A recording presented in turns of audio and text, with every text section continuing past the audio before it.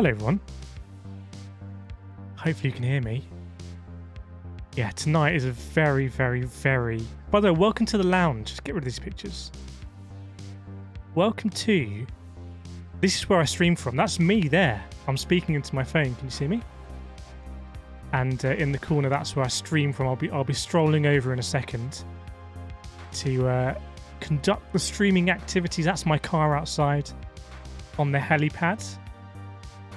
And this is also where Kireth Esports do their esports sim racing from. J-Bay in the chat. J-Bay's a Kireth Esports track specialist. There's a nice look at my car. My daily driver have to lift up by helicrane every time I want to drive it. Got the brick wall as well, as you can see. Yeah, this is the lounge. Need to come up with a slightly better name for it. And that's what I'm going to be watching today's proceedings with, not just myself. Mr. Double Dash Motorsport Media and Nathan Maxim in the house. Evening, gentlemen. Good evening, chat. Good evening. And you can't... I guess you were up the lift. You're in the lift on the way to the lounge because we just panned through. We are indeed, yes. Yeah. No issues in the lift, or is it? It's a new lift. It's a brand new lift, so yeah, it's all running pretty well at the moment. And if we do get stuck, we'll let you know. Great. Well, that's rolling up to the 983rd floor, which is where I'm located. We're going to get on screen here some screenshots. And I hope you don't mind. I'm going to put them in the middle of the old screen here. You know, I'm gonna add my camera as well.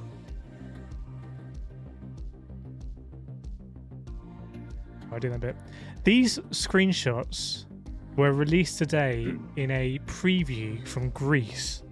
So I come all the way from Greece, and these are Gran Turismo. I'm not sure about Kireth's K-hole, Carl. I'm not sure that. I don't think that's going to fly. But these are actual, genuine screenshots that I think someone released maybe a little bit early, but they're all over the internet. You can see here the Civic on the right-hand side with the rear wing removed, and also in this drag race battle mode. I'm going to get us over to chat. Do we want to stay here? I can add. Is your camera working, Andrew? Sorry, I'll press the right button. No, my camera is not working at the moment. The classics of technology. Right, hang on. I got this, chat. There we go. I got this. Don't be alarmed if you don't see me in the corner here. I am there. It's just obviously some issue with the footage. But there we go. Yeah, these were released, and you can see here these icons in the map. They've changed. It looks like FIA is not going to be in Gran Turismo 7. Looks like that license has come to an end.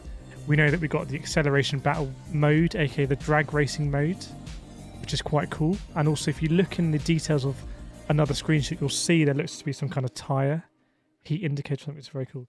But welcome along, everyone. Welcome Saboni, Mr. Assassin, Rory in the house, Kate, Firefighter, Al, Kyle, JJ, Salim, Phantom Buster, Mr. Assassin, Fast Ginger, Julian, Mr. T-Pims, Dakota, Whitehouse, John Lewis, or John Levi's. Apologies. J-Bay Racing, Andrew Tamas. Welcome along, Darren Green, S34 Slav in the house as well. Tyson, Baz, Mosquito Bite, Danny Atkins, Poop, Nickle. Everyone's in here. Right, welcome along, everyone. So, live stream is going to start at 10 p.m. And what I really want to do is take this opportunity. I was saying to the boys friend, this is the time, everyone, and I'm sure everyone watching is a big Gran Turismo fan. I'm sure it means a lot in your life. This is the time when we can just reminisce about Gran Turismo, and it's the time to do it. There is no better time to think about what Gran Turismo means for us. So I guess out of the three of us, I think, Andrew, you're probably... Well, you can introduce yourself, Andrew, generally, but you might recognise Andrew as the voice of Gran Turismo. He's commentated on a number of series in Gran Turismo, including the one that myself and Nathan raced in with Super GT for a couple of seasons. So that's where you might recognise the name, the voice from. if not the name. I am essentially a much cheaper version of the great and wonderful Tom Brooks. But yeah, my experience with Gran Turismo, being the old grandpa that I am, all the way back to Gran Turismo 1. And like the first three titles of the main first three titles, because I didn't play myself. I think there was a portable version on the original PSP back in the day. But yeah, the first three for me were kind of I didn't have copies of them myself, but it was kind of I'd go round to friends who did have a PlayStation 1 or a PlayStation 2. What's the PlayStation it was called back then, and play the first three. Loved them. And then kind of the one that I really fell in love with the series with, which I think is going to come up a lot tonight, because I know there's a lot of people thinking that GT7 could potentially be quite similar to this one. It's Gran Turismo 4. Played countless hours on Gran Turismo 4. Never fully finished it, for my shame. But yeah, that's kind of like my early days of Gran Turismo. And then yeah, it's kind of also where I started getting into the commentary game as well. So like one of the first things that I commentated on where someone said, do you want to have a go at this, was the GT Planet Endurance series, if anyone remembers that, back on Gran Turismo 6. Seems like quite a long time ago now. So yeah, Gran Turismo as a whole series is something that's really molded both, you know, what I enjoy in terms of gaming, and then as you say, the commentary as well. Nice. And I know that I've seen some of your guys pop up on YouTube for like the Senna challenge and the Cone challenge and whatnot. So obviously really into it for those making the content, or where I was. Yeah, I don't know what I did with the metrics for the Senna tutorials, but that, to this day, that is still the only two videos that have ever really taken off on the channel. I think I remember doing that with my first. I might have even still been on pad at that point, or maybe on the first ever. In fact, no, I think I was on a wheel by that point, but it'll have been a Driving Force GT in a beanbag. That was my seat, and that's how high tech we were back in those days. I think that's one of the things I'm interested with tonight for GT7 is kind of from 5 onwards. There's always been some content that's a bit different to anything that's been done before. The Ayrton Senna content, I think in particular, is still one of the best pieces of special content that Polyphony's ever done. You know, they've had so many things over the years. I remember, does anyone remember the moon missions? With the Lunar Rover? Yep. The lunar missions. I want to say they were on GT5. I'm a bit old. I think it's a PS3. It gets all a bit fuzzy from 5 onwards. But yeah, it'll be interesting to see, and maybe the drag mode is going to be that for this time, something that the series has never done before. And the music replay, music rally, we're not sure, might be a different interpretation. Let me catch up with the chat, and then we'll head to Nathan for his intro to GT or the Gran Turismo series. Yeah, Pikes Peak, would love to see some stuff like that. I remember the Goodwood Hill Climb as well. Those kind of point-to-point races be amazing. Welcome, Niels. Is everyone else who would like G7 to have license plates? I think that may have been confirmed, Niels, in some of the tuning screenshots, but we will see. Darren Green wants the licenses to be harder. I agree. I think there should be a platinum. That's very hard. ESAT, will driver racings carry over? I very much doubt they will, but we don't know. FIA, if you look at the map you're going to see in this slideshow, it looks like FIA is not there, but again, we don't know. I wouldn't be surprised if it's been dropped. But yeah, welcome along everyone. Visual Cool as well. Austin, Anthony, Fafnir. Wow, so many people joining us here. Hey there, welcome along. And we've got a vote going up. Which is your first Gran Turismo? It's pretty incredible to see that 60% of the votes being GT1 or GT2, because when you think back to that time on the PS1 was really, and I vaguely remember it as the console that made gaming cool the first time. You know, they say of the PS1 it's the console that you would also find in the club. And I think Kaz Yamaguchi and his team of about 15 other developers spent 5 years, I think, working on the first Gran Turismo game, which I think came out in 1997, to massive critical acclaim. But they spent 5 years, and he famously said that he was sleeping in the office most weeks. He couldn't remember the seasons. He was just pouring his heart into this series, and he's absolutely right up there with, you know, people like Kojima when it comes to the masterful and just almost otherworldly direction of these games. These games have a soul, which is probably something you can't say about Forza or Grid or other series.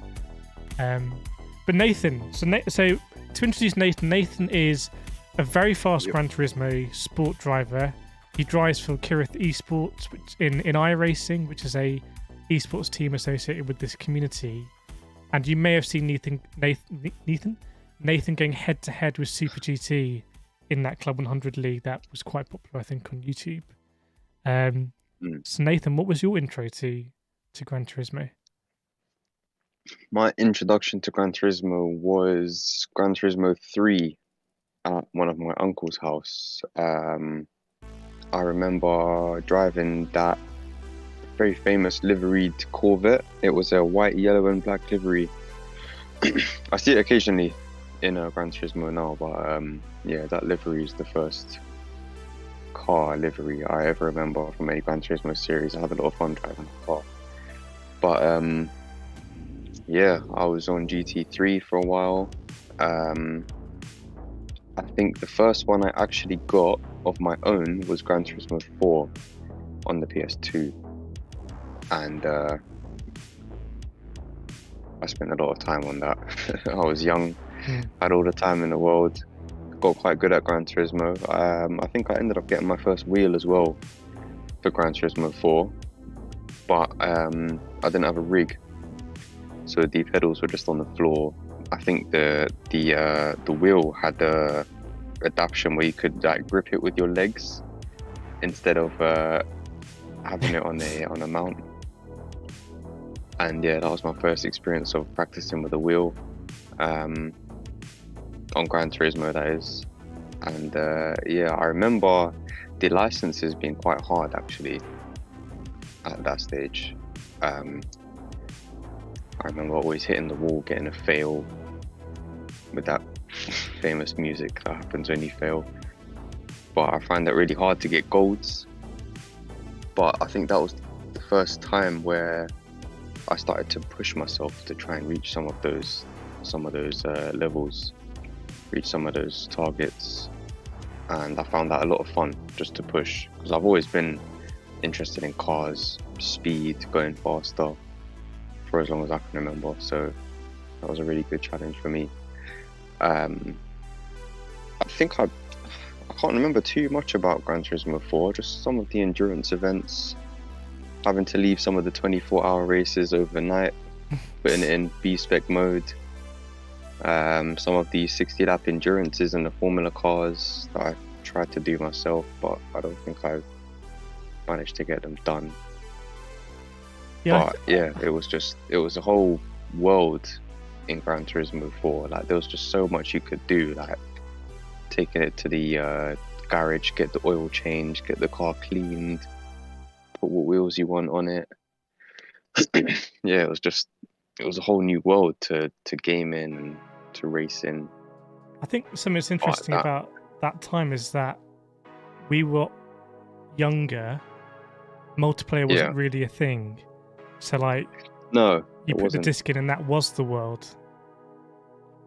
And it's a very romantic time when you think about it. Like, didn't have a phone, didn't have an internet browser. You know, you chat with your mates at school about like what the best tunes were and whatnot. And we can't go back to that time. I think there's something that Kaz probably kind of struggles with, because they want to recapture it, but we live in a completely different world. Like, this stream wouldn't have happened back then. But there's something very romantic. I'd be interested to know in chat if people feel the same way about your first Gran Turismo game or experience, whether you look back and it gives you that kind of warm feeling inside where it was just a nice place to spend your time and it was a world. I don't know how you guys both feel about it, but it's difficult for me now. I'm older. Kind of when you're younger, I don't know if the games are more challenging because you're younger, or you're not used.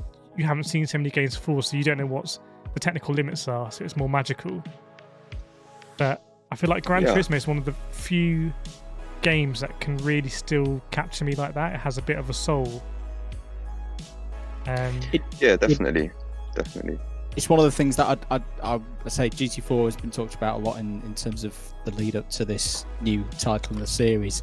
I'm very much subscribed to the thought that no Gran Turismo game has been as much of a grind since GT4, but an enjoyable grind where you can just apply yourself for many hours and have a really good longevity with the game. And that's something that they've definitely got right with Gran Turismo Sport. The fact that there's still a really active community, great community with Gran Turismo Sport. I think they've got that absolutely spot on for what people have been looking for the last few years. And I think it could have been very easy for Polyphony to just make GT Sport 2 or 2.0. So it'll be interesting to see that if they can get that grind and they've talked about obviously the collection of the cars and that being a feature that they really want to bring back into this game, which is all good things in my book. Yeah, I remember seeing the advert where it said you could collect some of the prestigious and most sought after cars in the game, and I think just that aspect is something that only someone who loves cars and loves this development is going to think about. I think it would be awesome. I mean, yeah, I think it will be nice to see a nod back to Gran Turismo 4, because I think with the menu that they've showed so far, with that pan with all the different icons, that's what like captures, reminds me of GT4 really, having all of those different icons all on the same screen. And I think just things like that, collecting cars, going back to the garage to get the oil change, all of that, that's what reminds me of GT4.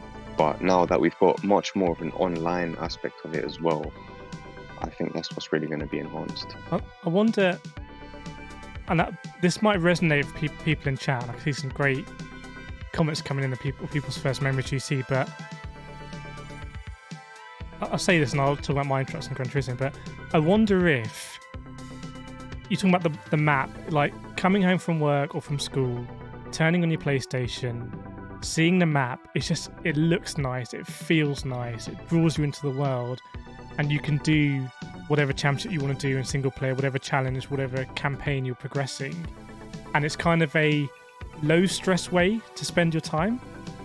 Whereas I think there'll be a lot of people that aren't necessarily a vocal majority, but for them, Gran Turismo Sport is just inherently too stressful. It's too competitive. You just want to go on and race, and everything is geared towards trying to be the best and trying to get faster. And I don't think that is necessarily for everyone. And there's a lot of kind of, bad things that come out of that in terms of people ramming people off and, maybe people being really competitive about driver race and stuff like that. So I wonder if they're trying to, and there wasn't really a way for people to have that stress-free kind of like genuinely involving single-player racing in Gran Turismo Sport, in my view. And it seems like they're really trying to go for that and hammer that home. And I wonder if that's going to be a good thing, I think. Yeah, I think so. I remember it wasn't stressful on GT4. Well, I mean, going on to GT5 with the online aspect, it was fun. But Gran Turismo Sport definitely brought out the tryhards and the people who the game. Which there's nothing wrong with that. If you've got the time to do it and you've got the skills to get good, that's absolutely fine. I really like seeing drivers pushing the limits, because with driving, there's literally always more time you can find. There's never such thing as a perfect lap. And it was great to see, like even at the level that I got to, it was great to see some people just finding just that extra bit every now and then. Yeah, 100%. And I think that's what inspires me to keep going. But it's not for everyone, that's the thing. Some people just want to have fun, like just playing by themselves or collecting cars, which I think that's what they're bringing back in this one. Yeah. And that ultra edge competitive racing will always be there in the kind of more hardcore games like iRacing and that. Thank you, Visual, for the £2. Swap Lewis for Matt as the GT ambassador. Play the meme. The meme isn't on this screen. Hang on, I'll go. Hang on. This is the meme that is requested, so we'll go to another screen and play it. Here we go. No, mate, that was so not right. Toto? Yes. It's called a motor race, okay? Sorry? We went to car racing. Well, I can't keep doing that. So well, that's the meme. But thank you so much, Physical, for the £2. What I'll do now is... Did he donate £2 just to hear that? Yeah. I would. That didn't happen in Oh, my GT4 days. days. But thanks so much, Physical. Welcome everyone else who's joined us. Min, I saw you earlier in Discord. Gnarly Taxi, SNK Legend, Brian Smith. Brian Smith, you're watching new screens of GT7, so let us know what you think about them. Handra as well in the chat. Kyle, James Gary gets to see you. Luke Finn as well. Distinct Thunder's a very fast driver. Crabstone, another very fast driver. The bin is here. Oblivious Freak, welcome along. DB, LH Racing W1, another very fast driver. Jace, welcome along, everyone. Welcome along. I'll talk now about what Gran Turismo means to me, I guess. So, my first GT style game was actually Sega GT on the original Xbox. So I didn't have a console at home. It's another one where my grandparents had an Xbox and I used to go there and play Sega GT. And again, I think that's same Corvette, wasn't it, Nathan? Remember the one with the very distinct double circular rear headlights? And obviously Sega were trying to copy Gran Turismo, and it was a similar thing where I just remember you started off with no money, you had to do these races, and I think they were quite difficult to like get as many credits you can to sell your car and then buy another one. And it was always a very powerful thing to like sell your car because you'd earned the credits in it, you had an attachment, but you needed to sell it to move on up, and then moving on through the ranks. I think I started like a Fiat Punto or something. I had these very strong emotional attachments to the cars. It's almost a little, I don't like this song. Almost a little bit like Pokemon, which is a similar game at the time. Collecting cars, collecting Pokemon, kind of had this emotional attachment. And yeah, it's kind of hard to explain. No, I get that. I think I had that from Midnight Club, to be honest. If we're going to go about other games other than Gran Turismo, there are so many other games that I could talk about. But yeah, I had that kind of feeling. I think the first ever game that I got into, racing game, was Toka 2. Toka 2, yeah. You play it on the PC. And I remember driving with my dad. He used to have the wheel and pedals, and I used to have to be on the keyboard, and I hated it. I was so bad on the keyboard. But yeah, after that, I think I got into Wipeout for a bit. I got into Midnight Club. A lot of Midnight Club love in the chat. Dub Edition. Yeah, Midnight Club Dub Edition on the PSP. That was probably my favourite game ever. Also, Midnight Club 4 Streets of LA was actually a really good game.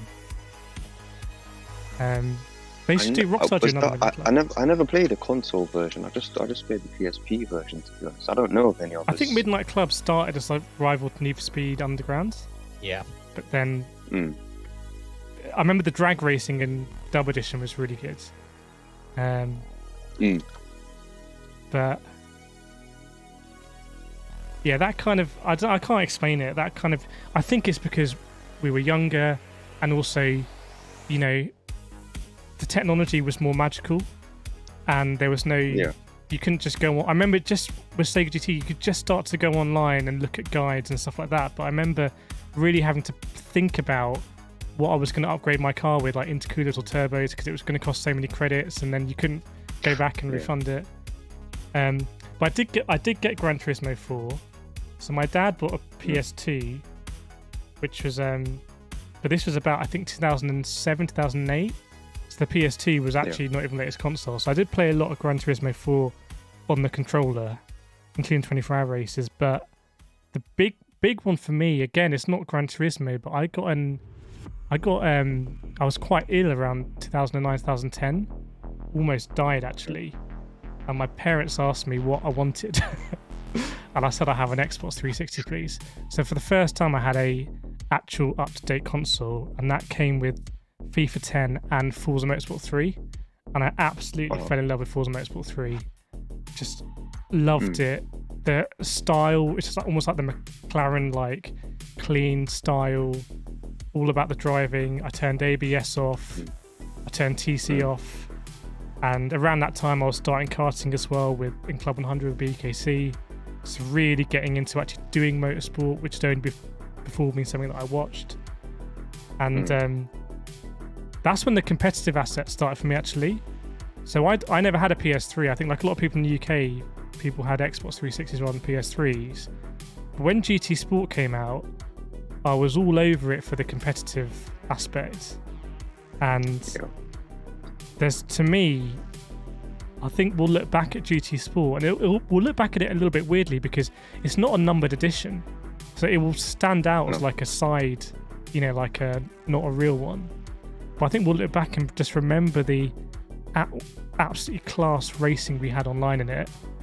And nothing has improved me in my whole life as a driver more than the 4 or 5 seasons we've done in that Club 100 Championship with you, Roswald, Treviso, Super GT, some of the fastest drivers in the world, and we all push each other. And I've just got a smile on my face even thinking about it now. So that is completely separate to what I remember about Sega GT or other games before, but that pure competitive aspect. But I just wonder if it's kind of, because it's not accessible, I can see why tonight we might find out that they're really going back to single player routes, but I won't feel bad. I've come to terms with it. I think at the time when all the news was coming out about GT7 focusing more back on old school stuff, I was a little bit sad because I enjoy GT Sport so much. But ultimately, I feel like GT Sport's been such a great gateway, and you're a great example, Nathan, as well, of people getting into competitive racing online and then thinking, hey, I want to do iRacing, I want to do ACC, and taking it to these kind of places that are genuinely maintained kind of competitive racing esports platforms. And I'm not sure that should be GT's role. GT's role is that you buy a PlayStation for your kids and you give them GT and they fall in love with cars. Well, this is the thing. Like I got my PS4 and I think, did GT Sport come out with the PS4? I can't remember. I think it's a couple of years later. It was the classic scenario. It was meant to be a launch title and then never was. Yeah, because I remember getting GT Sport on the first day that it came out. I was at work on the day, and I skived off for a bit, went and queued up, got my GT Sport, and I remember just feeling like, yes, I got another Gran Turismo. Like, I'm actually like, I had a wheel already, and I was like, yeah, I'm gonna set the wheel up when I get home. I'm gonna get back on Gran Turismo again. And yeah, I got to a decent standard, but yeah, like you said, eventually, Kireth, I got pretty good at it, and it wasn't until I was racing in a karting series called Club 73, and when the lockdown first happened, everyone moved on to Gran Turismo because we couldn't race together in real life, and in that moment, after the first lockdown, that was when I started to get really good at the game. There was one guy who I raced with in real life. He was just absolutely destroying me on Gran Turismo. It was Batters Racing Co. Luke Battersby, yeah. Yeah, he was just destroying me. And he's a decent karter as well. He'd give me a run for my money in karts as well. And I was like, we're quite equal in karts, but I can't let you be this much better than me in Gran Turismo. So that's when I really pushed myself, and it was the second season where I think I got back even with him. Then we started the Gran Turismo Sport League. I got even better, and then yeah, from there I just started going on to different games. But at the end of the day, it started on Gran Turismo, and I think that is just because it's so accessible, and you can learn a lot about driving from Gran Turismo, and then to take that over to other sims, and even some parts of it you can take over into real life as well, like the concentration aspect, consistency aspect as well. There's so many things that you learn about racing in general that you can take anywhere from Gran Turismo, and I think that's what makes it such a special game. Like, it's so accessible, but it's still forgiving enough but it teaches you enough about real racing. And I feel like they will never sacrifice that core pillar of it makes you a better driver. They will never sacrifice that for sales or for like flashiness. I don't think I can say that about any other SimK title. Yeah, I think Gran Turismo's motto for this game was "driving is for everyone," wasn't it? In that opening video that they played I seem to recall that. at the start of GT Sport, it says "driving is for everyone," and I feel that, because anyone can pick it up and drive, and people enjoy that, but also the people at the top. Yeah. And I mean, like, at the top of the top, like, they are also really enjoying it. Yeah. It's incredible to, you know, it's about, I think at the moment, like, tens of thousands of people do the daily race each week. You look at the top, you've got GT World Tour finalists and, like, certified aliens, and then you've got people who've just got the game, downloaded it for $7.50, and are playing on the same platform. And it's pretty meritocratic. You can download anyone's Ghost and watch it. Is just so accessible. Do it on a pad. Right, it's about 26 minutes to go. Andrew, I want to get your views on what is the dark side of the moon for me, maybe for Nathan, which is the years of GT5 and GT6. Oh yes. But before we do so, we'll catch up with chat, just see what's going on. Phantom says, what makes Gran Turismo special to me is to be able to get that one bit closer to driving in real life.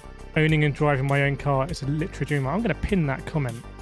I'm going to pin comments during this stream, I've just decided. That is a very... that encapsulates a lot there. Baz started racing with Sega Rally back in 1994. I think Baz is someone who's had every Gran Turismo game. Can't remember what the name is that if you've had every Gran Turismo game, but we need to think of one.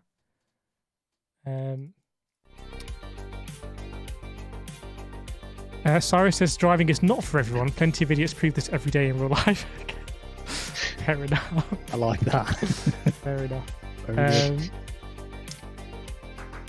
Welcome when he's joining, so I can't keep up. I never actually played Gran Turismo 6. Well, go on, Andrew. So you had 5 and 6, right? So yeah, they're a bit, because 6 came out basically on the eve of the PS4, which was a bit controversial. It did.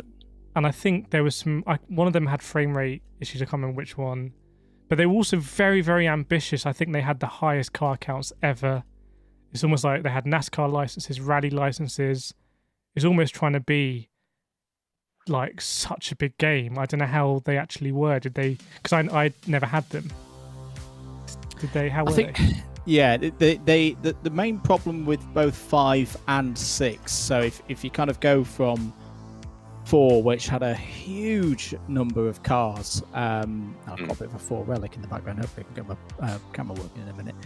And you know, they didn't want to move anything back from 4. So, like, for example, you've touched on it there, the car count. They didn't want to drop the car count a lot, and this meant that yes, it was on a better piece of hardware in terms of the PS3, but the ambitions that they had, even with Gran Turismo 5, they'd already gone past what the PS3 could do as a piece of hardware. And you know, I think the big one for me was you had a lot of those cars that were there in GT4, and you had this period of like standard graphics and premium graphics.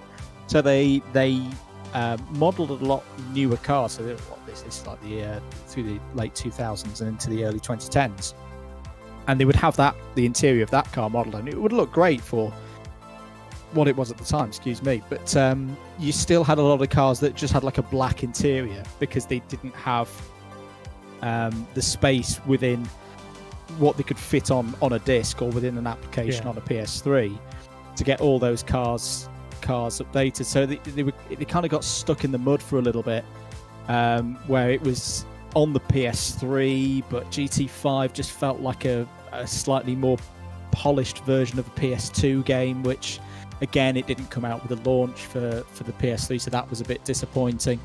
And yeah, they kind of lost their way for a little bit. I mean, I'll be honest, I'm not a particularly big fan of the Vision GT concepts, and they started doing that around that point. Chat. Which I know that's a very controversial statement. Vision GT. I've got my reasons. Maybe we'll go on later. But yeah, they kind of through GT5 and GT6, they were trying to do a lot, and maybe not doing it to the same level of quality that they did before. Having said that, though, and obviously we've talked a lot about GT Sport and what GT Sport has done for both the series and also people who've been on it. I think something is forgotten quite easily nowadays from that era, and it's actually ironically a Sidemen Shorts video that reminded me of this in the last 24 hours. Is that Gran Turismo in that era of 5 and 6, they were the first people along with Nissan to really push this concept of you can go from being a racer on Gran Turismo to being a racer in real life. And you had folks like Lucas Ordonez and Jan Mardenborough come through with the GT Academy. That was years ahead of what anybody else was doing, and now we're here in 2022, and you've got Formula One esports drivers racing in Formula 2 this year. That is something that I think I'm Following also in the excited about footsteps, tonight. right? It's like, what are Polyphony going to come up with that is so new and so different to anything we've seen in that's racing games before? That's what I want to ask first different question, which is that is the thing that worries me about what we've heard about G7. Yeah. Doesn't seem to be looking forwards, it seems to be looking backwards. And it's about recapturing elements of previous games and recapturing that love of cars. But I'd be very surprised if we see, apart from I think, this is my hot take, I think we might see some interesting content creation, sharing, community stuff. Kind of building on the livery editor and the replay mode, stuff like that. But in terms of competitive racing and... I don't know. I mean, my three big things when I first was talking about GT7 years ago, I wanted bigger grids, dynamic weather, and team endurance race. Out those three, we're going to get the dynamic weather. Yeah. But yeah, I would love it if we... I'd be very surprised if we get something groundbreaking in terms of like that GT Academy, or even the way FIA was with... there's no sponsorships. It doesn't matter if you drive for a team, it doesn't come up. You drive for your country, you drive for your manufacturer. Really polished worldwide events. Unfortunately, stopped due to COVID. But I don't know. Maybe the FIA maybe they want to do it themselves. I remember by the way, just going massive tangent here. I remember one of the big reasons I was excited for GT Sport was because of this concept of if you were good enough on GT Sport, you get an FIA license. Yeah. And now I have an FIA license anyway, in real life. But at the time, that was so exciting, and obviously it never happened. So I was completely duped by the marketing. Yeah. But that was another example. I remember them saying that. You can get a real, well, not real, but you can get an FIA license. And I was excited by that. But it turns out it was just well, I think what the S drivers kind of got a license. I think it is because you have to like for us, Motorsport UK are our governing body. You have to. It's not. You can't just get it from the FIA. You need to go to every. Andrew, you know better than me, but you have to go to every national motorsport association, right? And they would need to issue it. Yeah. So anyone, even with your Formula One drivers, when you see the flag next to their name and the country that they're registered with, and Alex Albon's probably a really good example of Gratian as well. You have to be registered through. So if you're Lewis Hamilton or Lando Norris and you're registered as a British driver, you have to have a license that's registered through, in our case, Motorsport UK. I think you're right, they didn't quite get that right. I have a working camera, by the way. Okay. And because there's 21 minutes to go. 21 minutes to go. I've got something that the chat might be interested in, and some of the younger members might not be aware that this used to be a thing. I'm trying to add you. Driver going back to the grind. So as I say, Gran Turismo 4 was the one that I really, really did grind, to the extent that I bought the piggybackinteractive.com. Hang on, Andrew, I'm trying to get you up so you can show it. 4. Oh, you flashed up. There it is. Oh, yes. Look at the width. This is what the grind used to be about. This was there you go, the official guide to Gran Turismo 4. And I've even just been flicking back through, and some like I've got in here, I've got little ticks in pencil as to which cars I'd collected and unlocked. There were official online records. I don't know how these were created. I don't know if the camera can see that. It showed which cars were quickest round the different circuits, and this is what the kind of thing that I miss from the Magic days. But yeah, I thought people might be interested in it. Maybe some people. I didn't even know that book existed. Maybe some people in the chat have got this very book and had the copies themselves. I am also going to explain why I don't like concept cars. And I've just turned to this page. This is a great example of it. The Nike One. It's 2022. Where is my Nike One? I believe that this time this was going to be real. And it's not real. 2022. There's no Nike One. So the guy who designed it, who I think he used to work possibly for Nike, but he also designed a Celine F7, I believe. Yeah. He recently has updated his concepts to actually use a DualSense controller, which I have somewhere, to control the car and stuff like that. But that is something we could potentially see tonight. I don't want to unnecessarily hype, just spam some hype emojis in, but that is something that we could potentially see. Wow, there's guys. My only other 90 bit with minutes it to as go. well, from my insider knowledge is, and people have asked me this, is the Jaguar Vision car going to be real? Are the plans to put that into production? And I'm sorry, chat, the answer is no. There's no plans. So it's kind of, I've always felt a bit of a disconnect between that's what real car collecting side of it and the Vision concepts. If they were going to actually happen, then I'd be like, oh wow, this is really cool. But sadly, the likelihood is that no, they are all just I think dreams and ideas some that will never come to fruition. Some of the Vision cars, you can see. I think with Peugeot, I like the Peugeot with one. their That is true, yeah. With their GT3 VGT. I don't know if they've got any other VGTs, but their rear brake lights, the 3 distinctive lines, I was very surprised when I saw that on some of their latest road cars. And I always knew that the Vision is always obviously what manufacturers want their cars to be like in the future. But then to actually see that I've seen in a game years ago on the latest cars, it kind of blurs that line between real and game. I think that's another thing that Andrew you'll know better than me, but it's another aspect where Gran Turismo has blurred the lines between virtual and real life in terms of really bringing manufacturers on board. We saw it with the Porsche reveal. John Boy 247 with the £5. You saying GT7 is going back instead of forward, in my opinion, is a good thing, as it will bring back a massive fan base as GT Sport lost a lot of fans. I'm going to be completely honest with you, John Boy, and everyone else. When I started, I've made a lot of videos in Gran Turismo 7. They've actually been very popular. There's 100,000 people who watch them. I have been amazed, and it's really opened my eyes and changed my views about, looking back and all the benefits and stuff that was in GT4 as I think back on it. And I completely can see that point of view now, and I actually think they should cater for that. And I'm 100% going to be doing the license tests, and I'm going to be upgrading my car and trying to max out the best upgrades to get the best PP rating. So at the beginning, when I saw the first reveals, I was very much like, what about all the multiplayer stuff? You're not telling about multiplayer. But now I can really see it, and I'm looking forward to it. So fair play calling me out for it. But yeah, Andrew, so again, you'll know better than me, but it really seems that Kaz has that kind of authenticity and legitimacy where he can engage with car manufacturers and they want to be associated with Gran Turismo. And that's something that let's talk about elephant in the room, which is Forza, the big competitor.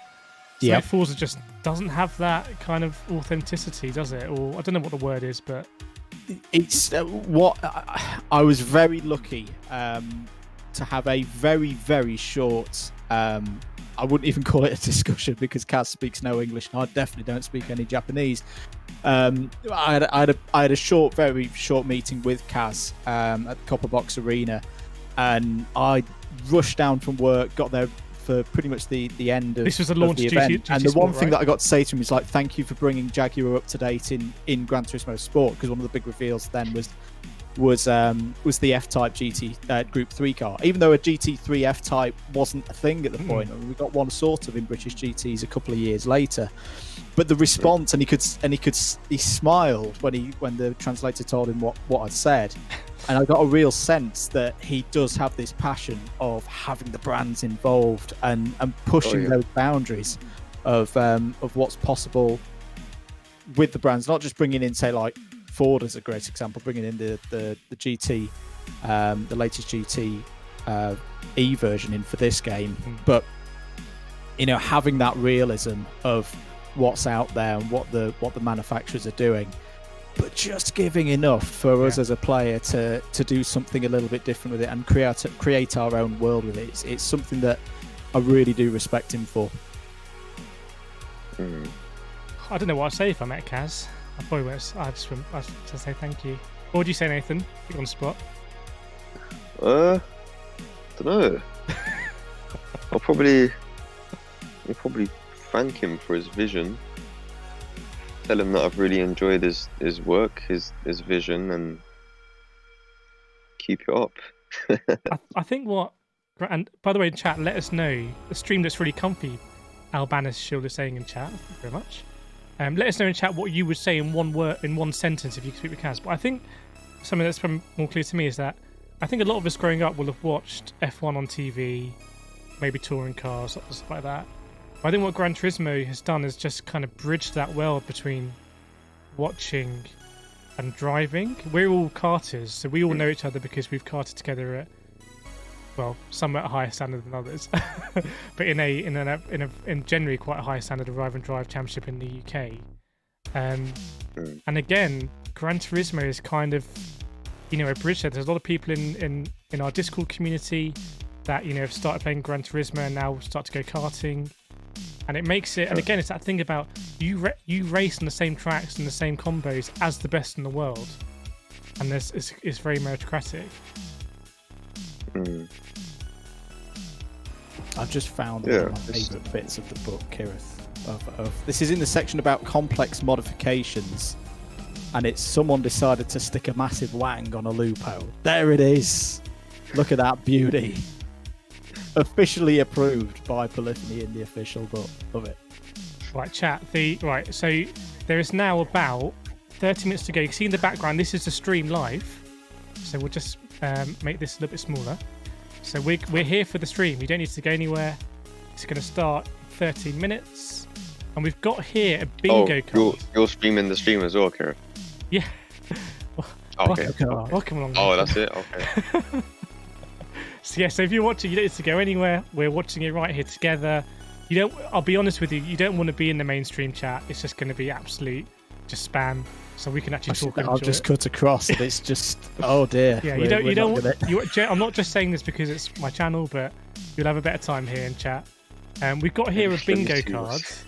So let me know if you can see that. I'll make it bigger for them actually. So we're going to have a bit of fun. You can play along if you want.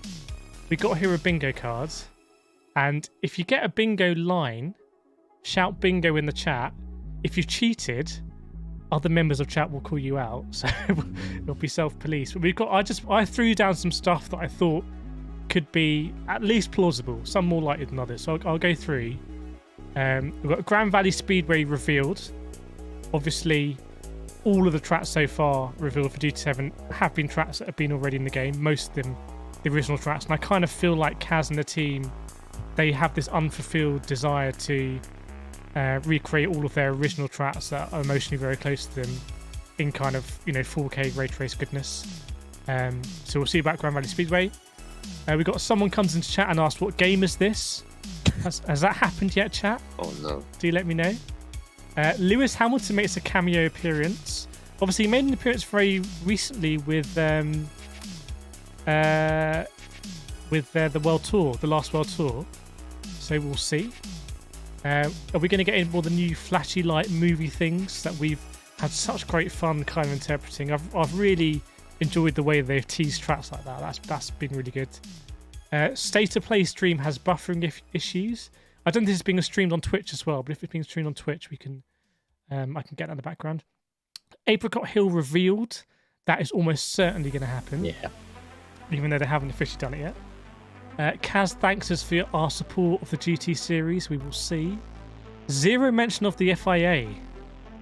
When I wrote this bingo card, that was more unlikely, but now I think it's more likely. Team endurance races revealed in Gran Turismo 7. I think relatively unlikely. I think that would be the best thing. That would be genuine megaton. Awesome. Like, big hype. Get your hype emojis out. And that you can't have Daytona 24-hour racetrack and not have 24-hour events. Yeah, I just he did do an interview, I think, with either Eurogame or GT Planet, where I think the interviewer asked him, "Are you going to be doing 24-hour events?" And I think Kaz said, I hadn't really thought about it, but we can definitely add it into the single-player campaign. I think it was a Eurogamer interview, and that was when I was at my most disappointed with Gran Turismo. But we will see. Not single player. See, 10 consecutive F in chat messages. So that's down to you, chat, if you want to get that one. Disproportionate time spent on the DualSense features and 3D audio to try and sell more PS5s that you can't buy. I mentioned stream bitrate. Not going to do it much yet. GT7 is 30 FPS on PS4. Oof, that might be combined with the FS chat. A track is revealed that hasn't been in Gran Turismo before. I think very unlikely. And actually kind of weird when you think about it that there might not be any brand new tracks for a series. I'm not sure that's happened in maybe any. Are we meaning original tracks or real world tracks? So there have been rumours about Albert Park. So Albert Park will be brand new. But basically, Daytona has already been in GT. Yep. And so have all the other ones. So yeah, Albert Park, but Road, Atlanta, Watkins Glen being rumored. So a few more. Grids are bigger than 20 cars on PS5. I would love that. Again, to Nathan's point, you can't do Daytona with 20 cars. It will just feel weird and wrong. Kaz acknowledges the delay may happen because obviously this release was meant to be last year. GT7 demo available immediately after the stream. So that would be a big megaton. I asked you to subscribe. You already subscribed. Good time. So if you are watching, you want to see more GT7 footage, I'm going to be covering it like mad on the channel. Make sure to hit that subscribe button. You will not regret it. Moon Over the Castle remix in the background. I think this will be when my stream gets copyrighted. So that is a bullet I'm willing to take for everyone. Kireth makes a mistake with a track or a car. I think that's when I'll say it, and you'll hear Andrew in the background going, actually. Actually. That might happen. A new Corvette is revealed. This is one of my bugbears. I really, like, there needs to be newer GT cars in the game, really, and GT3 cars. Kaz talks about physics. Chase camera can rotate. I think we should do chase camera can rotate and or rear view mirror in bonnet mode, either of those. And Jimmy Broadbent or Super GT make an appearance. That is the whole bingo thing. So do make sure, screenshot this, or it's in the Discord actually. If you're not in the Discord and you want to talk more GT7, smash that link in the description. Again, you will not regret it. I think there's now about 1,000 people in Discord, which is crazy. And you can play along with the bingo. It's too small, I think, for me to keep on screen. So we'll probably have to get rid of that when we start. 8 minutes to go, gentlemen. What are your top... What do you want? I'm going to throw another mad one in there. I think what would be really cool tonight if they did it, we mentioned Peugeot earlier and how Peugeot have had a really good relationship with Gran Turismo in the past, is if we got the new Peugeot hypercar for the World Endurance Championship revealed tonight. Ooh. That would be a bit of a coup if they could pull that off, even before it's done its first race. Yeah. I'd love to see that car in GT7 as soon as possible. But the thing is, Andrew, right? I feel like when those class cars come to iRacing, they will bring the whole class and they will do what it takes to do that. So you can race in GT7. Where is that car going to fit in? What are you going to be racing it against? It's not going to be exact. I think if they are keeping with the group system, they'd probably put it in Group 1 alongside the Audi R18, the Toyotas from the mid 2010s, that kind of thing, because they've kind of all bunched them You know, even thinking of the thing behind me here, you know, that in GT Sport is of similar pace to far more modern LM prototypes when it's not in real life. So I think that's, if they do it, that's the kind of thing that they will do with it. It's interesting point you make about iRacing. This is a GT stream, but just to mention iRacing for a minute, I see them more pulling in LMDH or GTP cars with brands that they've already got organised or pairings with. So I can see the Porsche, I can see the Audi being in there. I'd love them to get Toyota on board and get their hypercar in there as well. So, with their big sponsorship. But yeah, I think that's going to be far more down to iRacing's existing relationships with manufacturers, because they're still having a bit of beef with the ACO as well. Right, 6 minutes to go. Let me run through chat, and you're right, Baz, I have announcements to make. James Carey saying the Nissan R390 needs to be in GT7. Carl is a big fan of wheels. Well, you're in the right genre, Kyle. Darren Green would like to see some cars in the game. So if you keep your expectations that low, you will not be disappointed. What else have we got? Poop saying, is disproportionate amount of time spent on taking photos of cars and pretty placed in there. They are going to talk about Scapes, because Scapes is ray tracing. Ray tracing is a PS5 exclusive feature. I actually use Scapes quite a lot because I do so many thumbnails and stuff. So, and I think GT4 was perhaps one of the first games I remember actually having a photo mode, and also spent a lot of time in Forza Motorsport 3 photo mode. So I flit either way on that. Sometimes like, hang on, this is a racing game. Maybe not so much time on Scapes, but also I see some incredible shots being taken in Scapes. So they've got something really special there. Yeah, they look amazing. What else have we got? I think the Scapes as well. The Scapes is an awesome, another aspect of the game where people could just lose themselves and find entertainment and fun in doing that as well. Because there are some really cool pictures out there with really good liveries as well. That's what I think. Yeah, that's why I think they might try and have some sort of space where they recognise the livery creators, recognise Escapes art photographers, and bring it all together in kind of content creation. That would also be something very personally interesting to me. Maybe not so much for other people, but I can see them trying to do something like that with the whole world. Less than 4 minutes to go. Wow, we are getting really close. Moody says, you must remove these pictures to see the event. Don't worry, I will be removing them when the stream starts, when we go into the actual stream audio as well. But I do... So, one second. What exactly are they showcasing today? Is it just some gameplay and run through of the menu and that? It's 30 minutes of GT7. This is not some kind of like tease. This is it. Okay. If it is a tease, the S will be. I remember before we got like a 1 minute video of them going through the menu, driving the new Mazda RX. Yeah, that was the first one, I think. But when the menu actually looked different, didn't it? That map. But this is the big one. This is the big one. So yeah, this announcement. So just a quick one. If you're in the Discord, we're now doing a monthly thing where I wanted to recognise the mods and Discord for the very hard work they do in kind of supporting that community. And it's not a community that generates any revenue for me, if that makes sense, which I really like. It's just a community that is much bigger than me or this channel.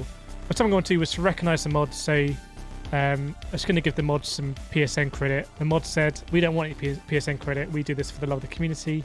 Can we give it to someone in the community? So every month now, the mods are going to nominate on the first of the month. So it was meant to happen yesterday, but I thought we'd later today.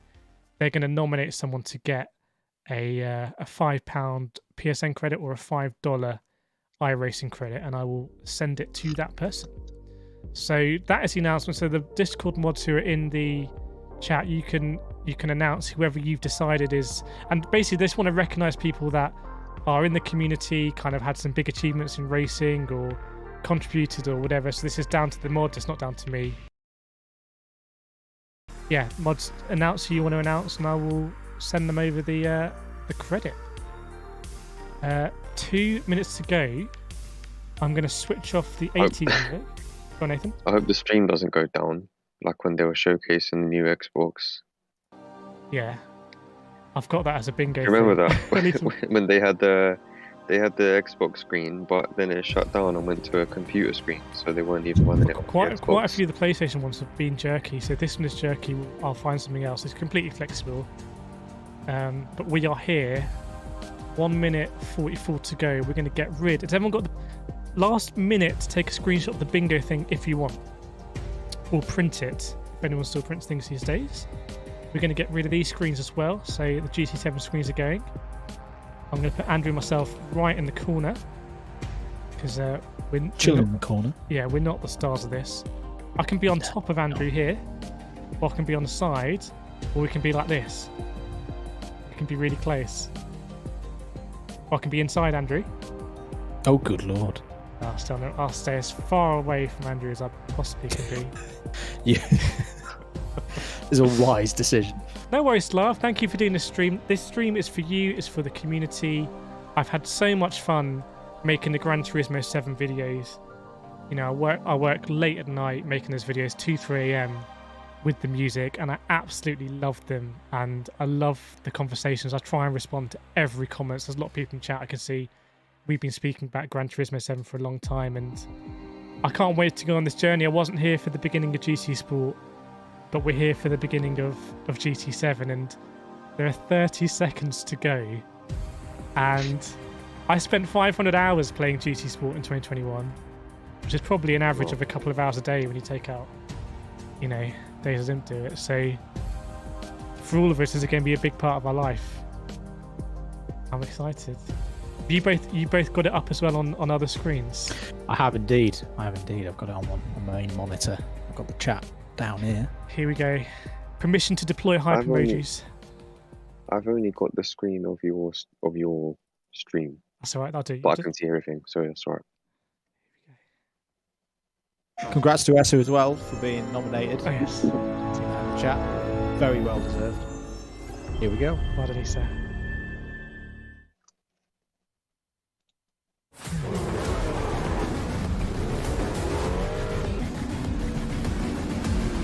So this is the same push as that little teaser we had. About 30 seconds long. I've just switched over to a live stream. Nice. The hype emojis are coming out. Hello everyone, I'm Kazunori Yamauchi, producer of the Gran Turismo series. Today I'm here to give you an update on our latest game, Gran Turismo 7, releasing March 4th, 2022. Over its 25-year history, the Gran Turismo series has demonstrated a serious love and respect for cars. What's more, Gran Turismo 7 represents the 25th anniversary of the series. Gran Turismo 7 will represent the pinnacle of the GT journey. We think of it as our most complete GT to date. We have designed GT7 so that those who have never come into contact with automotive culture until now can really get to know the deep, rich world of cars. You are right. Our aim was to create a driving simulator that all players can enjoy. Whether you're a hardcore Gran Turismo fan or brand new to the series, I think Gran Turismo 7 will be enjoyable for everyone. It does. The history of cars is long, and the world of cars is massive, with lots of attractive cars contained Shadows within. look a bit weird to me. For GT7, we have prepared over 400 cars from automobile brands around the world.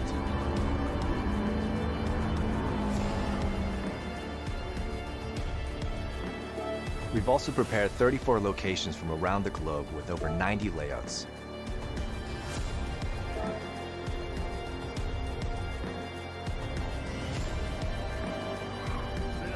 And more tracks and cars will be look at that. added in future online updates. VAC mono car, have we had that confirmed before? Not Now sure, let's take a actually. closer look at the GT7 player experience. Here we go. Here's the new map screen. Love this. The map is a menu that allows access to the various features in Gran Turismo 7. Our inspiration here was to create a paradise, almost a vacation resort that celebrates car culture. It's a resort. When you begin the campaign, you'll use provided in-game credits to purchase a compact car. Start with 20,000 credits, it looks like. Nice.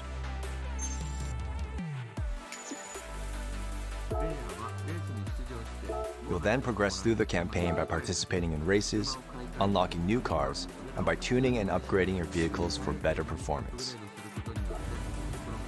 Keep letting us know in chat if you spot something with your eager eyes. This is ultimately the classic GT campaign mode, but GT7 has more to I'll offer. pin it.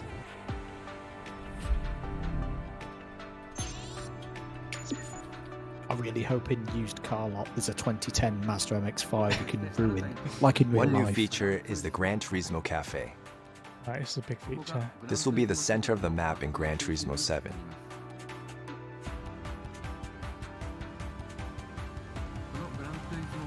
Here at the cafe, players will be given a car collection menu.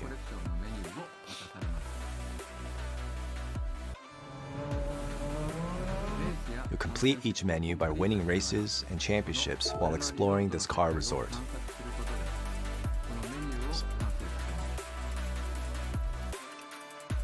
I think that traffic would be in the Inquire back. background, but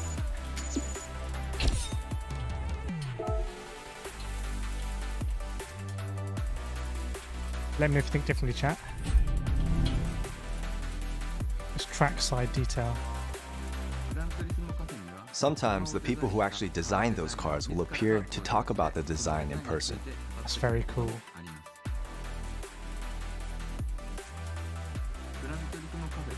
By completing menus for a variety of car collections at the cafe, players will naturally come into contact with the history of cars and the culture behind them.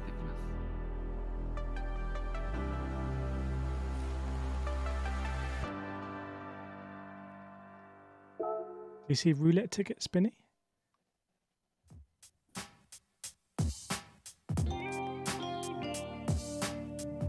As Jazz is back. Brand Central is a shopping mall where a player can purchase new cars. Here, players can purchase roughly 300 car models from 2001 and later. It's all a bit Test Drive Unlimited. Automotive manufacturers from around the world have assembled here.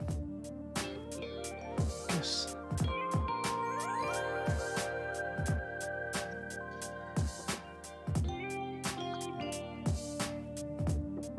Buy the safety car here.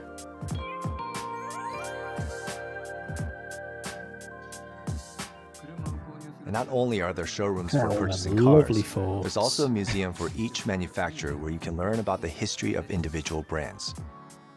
I hope we still get the really oddball facts as well. This is a museum of Porsche. And it begins with the birth of Dr. Ferdinand Porsche establishing his own design firm. Is this really appealing to very casual people? I don't know. Photos are so real. Gran Turismo 7 also houses a world of used cars. At the used car dealer, players can purchase cars for more affordable prices. People liking it in the chat. Very nice. However, some very popular used cars may be sold at an even higher price than when they originally came out. These include the Japanese sports cars of the 90s that are seeing a big boom in popularity worldwide. This car lineup will be updated and changed slightly Top up every in day. PlayStation Store. So buy your credits again. Yeah. STIs are cool. This is what the Brighton Antiques, whatever. Certain iconic cars have marked their names in the history books. Even after 100 years, their allure will never fade. The legendary car dealership specializes in these types of famous vehicles. Yeah, Testarossa. DB5, liking it. Mm-hmm.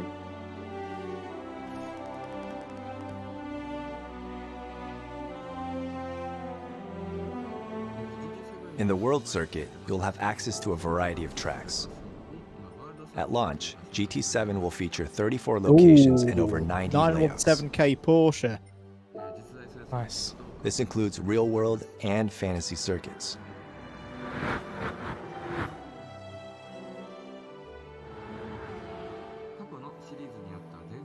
Legendary fantasy tracks from past GT games such as Trial Mountain, Deep Forest, and High Speed Ring return for GT7 with stunning modern visuals. 3D trees, everyone.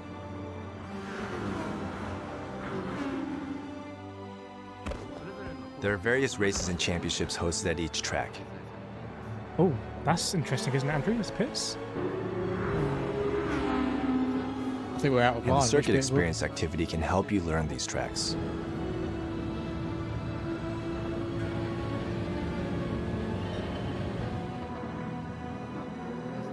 In the custom race mode, you can combine things like weather conditions and AI cars of your choice to create personalized races.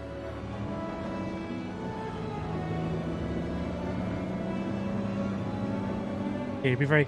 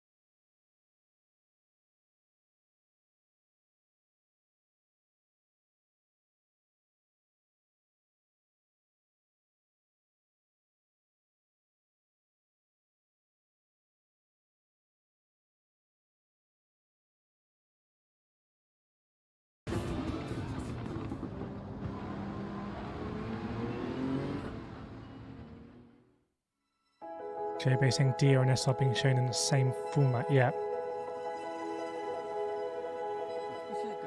Oh, how many Completely cars there? recreating beautiful cars is the essence of the Gran Turismo series. The PlayStation 5 version of GT7 features photorealistic graphics using ray tracing.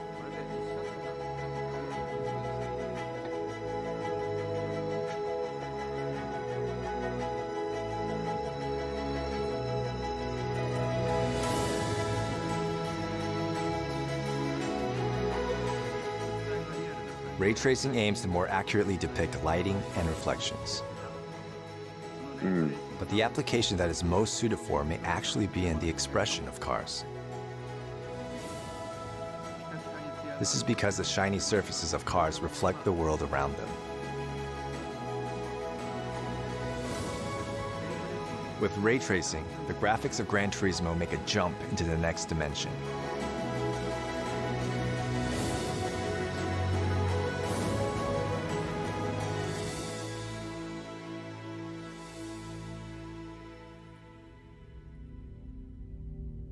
Here we go. The color of the skies and the shape of the clouds you see every day are determined by the energy of the sun, the earth itself, and the condition of the atmosphere that surrounds it.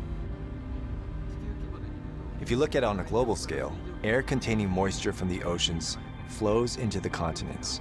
That air is warmed by the Earth's surface, heated by the different sun, to GT Sport, which doesn't produces it? ascending air currents. Feel of it.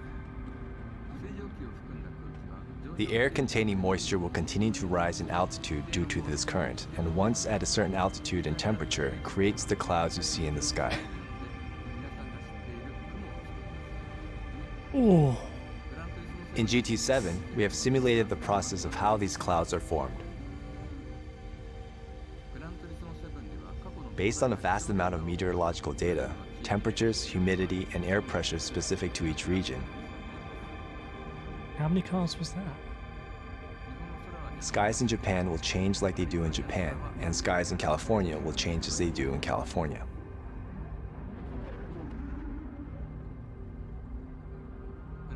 The Gran Turismo series has always placed an importance on starlit skies at night. In GT7, we have aimed for an even higher quality of expression. Starry skies seen in specific locations at certain dates and times will be drawn using a simulation that includes not just stars, but even planets. The moon will rise and set in the same way that the sun rises and sets. The color of the stars will change depending on whether the atmosphere is clear or hazy. Welcome to the Weather Channel. Time changes and weather simulations are expressed in the scenery and light. Yeah, the wind on those banners. These factors can affect atmospheric and surface temperatures. Oh, that is That looks amazing. so good. And by Yeah, it doing does. so, affect the tire grip, engine power, and strength of the slipstream effect, Look at the puddles integrating with going. the Is there automotive a physics dry line or not simulation. though?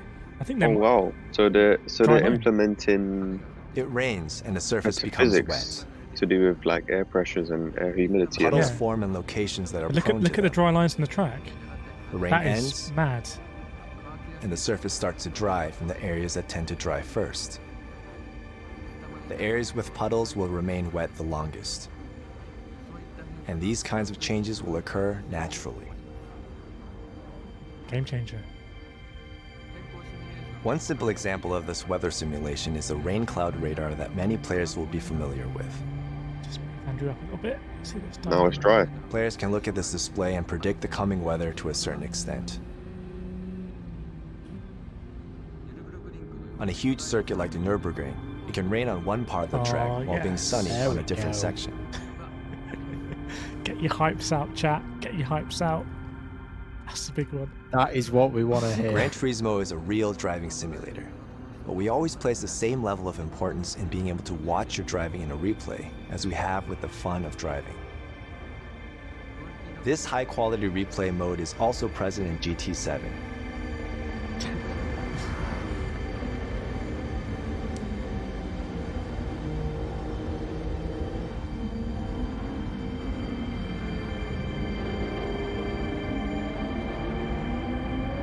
Get ready for some great replays on this channel, everyone.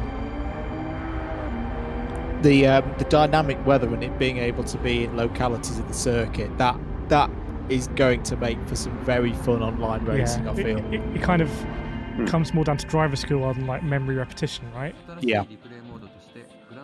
Music replay. We have developed a new music replay that dynamically generates a replay camera to match the background music. This is very GT4.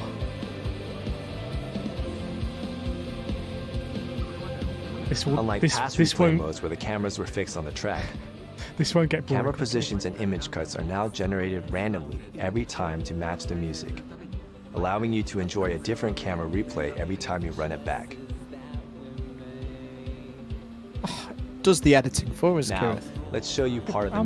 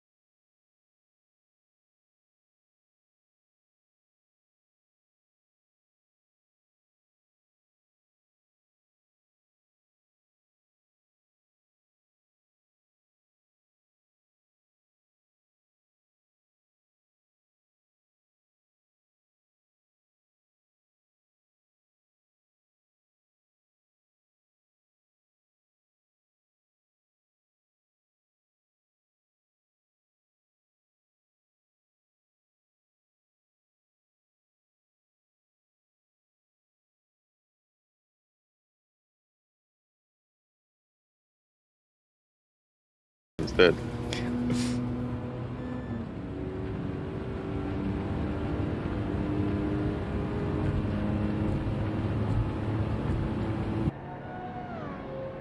Yeah, definitely remix confirmed. Nice. There goes a copyright strike. I've got 2 remaining. Joe's just saying if it's as good as a pad is on the DualSense and other PS5 games, it's going to be the next standard. Oh, this footage is so moody at Sakuba.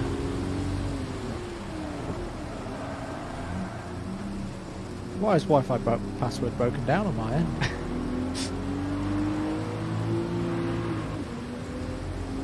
The rain sounds alright. Does.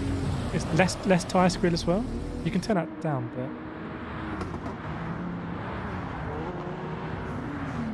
but I feel like the game really shines at kind of these dusk dawn. You know, like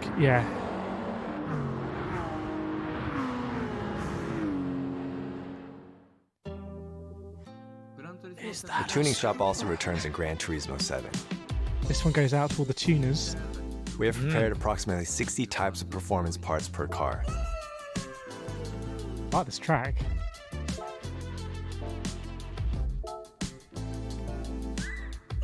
Good old tuning shop. There's PP points. But is it going to be just like Forza? By combining these, you can change the performance. Wow, I remember all of these. The weight reduction stages, suspensions, the Let's actually turbo. try it then. This is a first-generation Volkswagen Beetle. The people's car, designed by Dr. Ferdinand Porsche, is a rear-engine car, which is fairly rare nowadays. Let's try tuning this car. Tuners rejoice.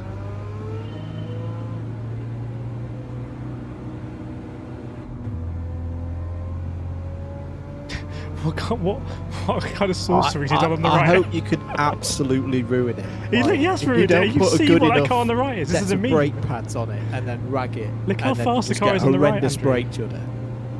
That's true realism. So what I've noticed was that with all the parts, you can opt to take them off at any time, which means that it comes good for BOP races as well. Yeah.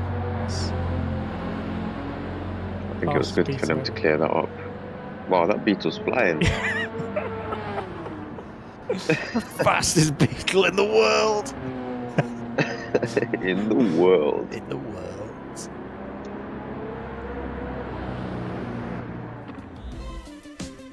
It sounds alright too. While tuning involves changing a car's performance, car customization at GT Auto allows you to change its appearance. Big wangs. Over 650 aerodynamic parts, 130 types of wheels, 1,200 colors of measured paint data. You can go on forever with the numbers. But there are several dozen types of parts per car, totaling to several thousand customization parts. I can't wait to see in the Discord what people come You up can with. even install roll cages and do wide body 12,000 modifications. colours. That'd be a lot. Oh, wide body.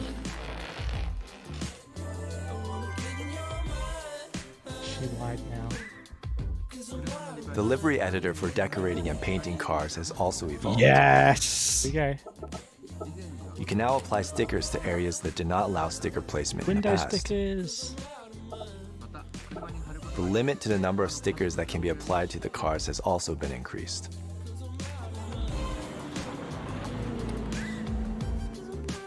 Livery makers unite. Yes. Each sticker equals 5 horsepower.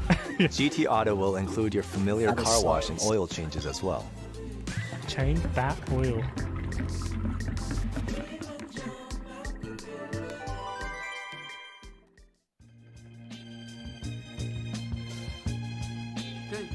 Scapes offers a new world of photography and is in a mode where you can travel the world with your favorite car. What car is that? I'm not behind, I'm not caught up yet. Ferrari. Oh, You can that's place the the new car of your Ferrari, I choice in think. over 2,500 spots around the globe Megaton chap. and take cutting-edge HDR photos. I saw a picture of that the other day. I can't remember what it was called.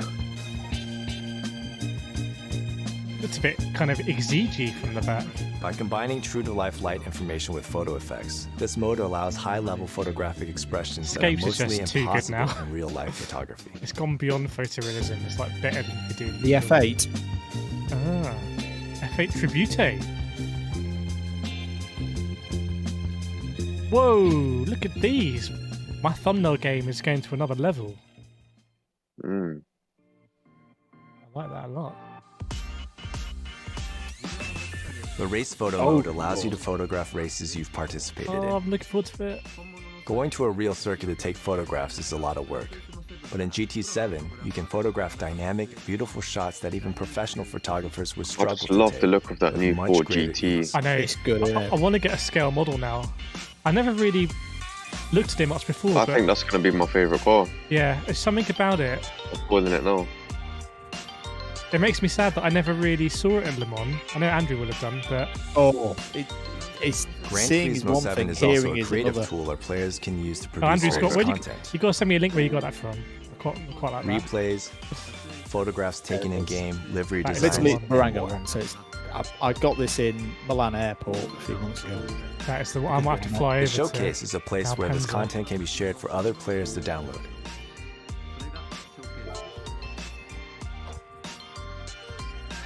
We hope 50 card. We'll see. Oh, Finally, it's please almost settle done, in chat. for a look at some new Gran Turismo 7 gameplay. Our closing segment shows 2 new features added to Gran Turismo 7. Ooh. Sounds like world reveal. The Music Rally, where you enjoy music while you drive, and the Music Replay, that syncs replays to music. Permission to get your F's in chat if you so deem it. These are all real-time images captured on the PlayStation 5 console. Oh, hang on. You have to drive in time to the music.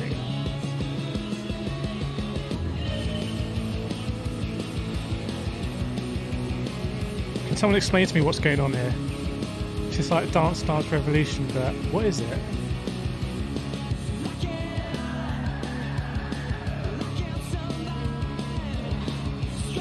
Chat, what is this? Is it like it's like Sega Rally Arcade?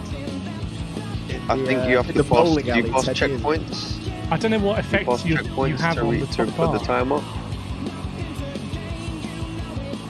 Yeah, you have to pass Oh yeah, the yeah, checkpoint. okay, fine. It's Timer. it's like Outrun. It's Sega Rally. Well, we knew we were going back in time with this Yeah. game. This This was is- not what I was This is what expecting. makes Gran Turismo. It's like it's part of it. They would never do this It's before. gotta Well, go this with is it. the thing. This will teach like newer players. That's not, true. Not so advanced players to get faster with That's a true. new target rather than racing other people. And it looks like you just keep overtaking cars as well, which is fun.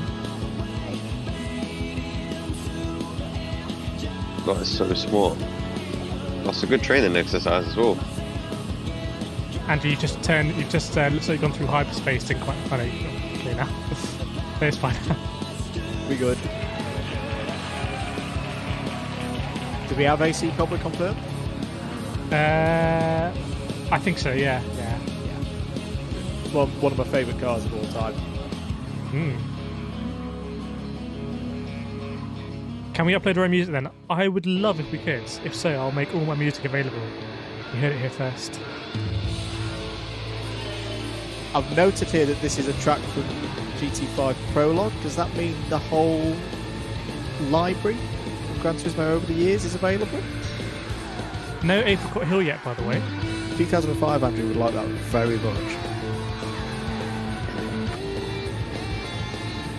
What track is this? Deep Forest. No, High Speed Race. High Speed Ring. I remember this track. I like this track.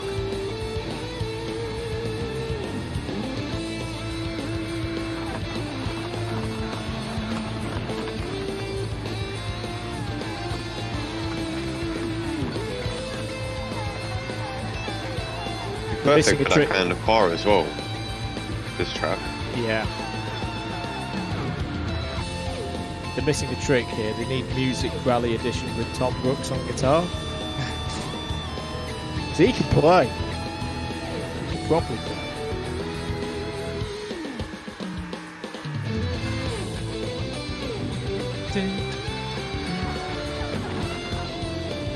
Oh, Thank you for watching.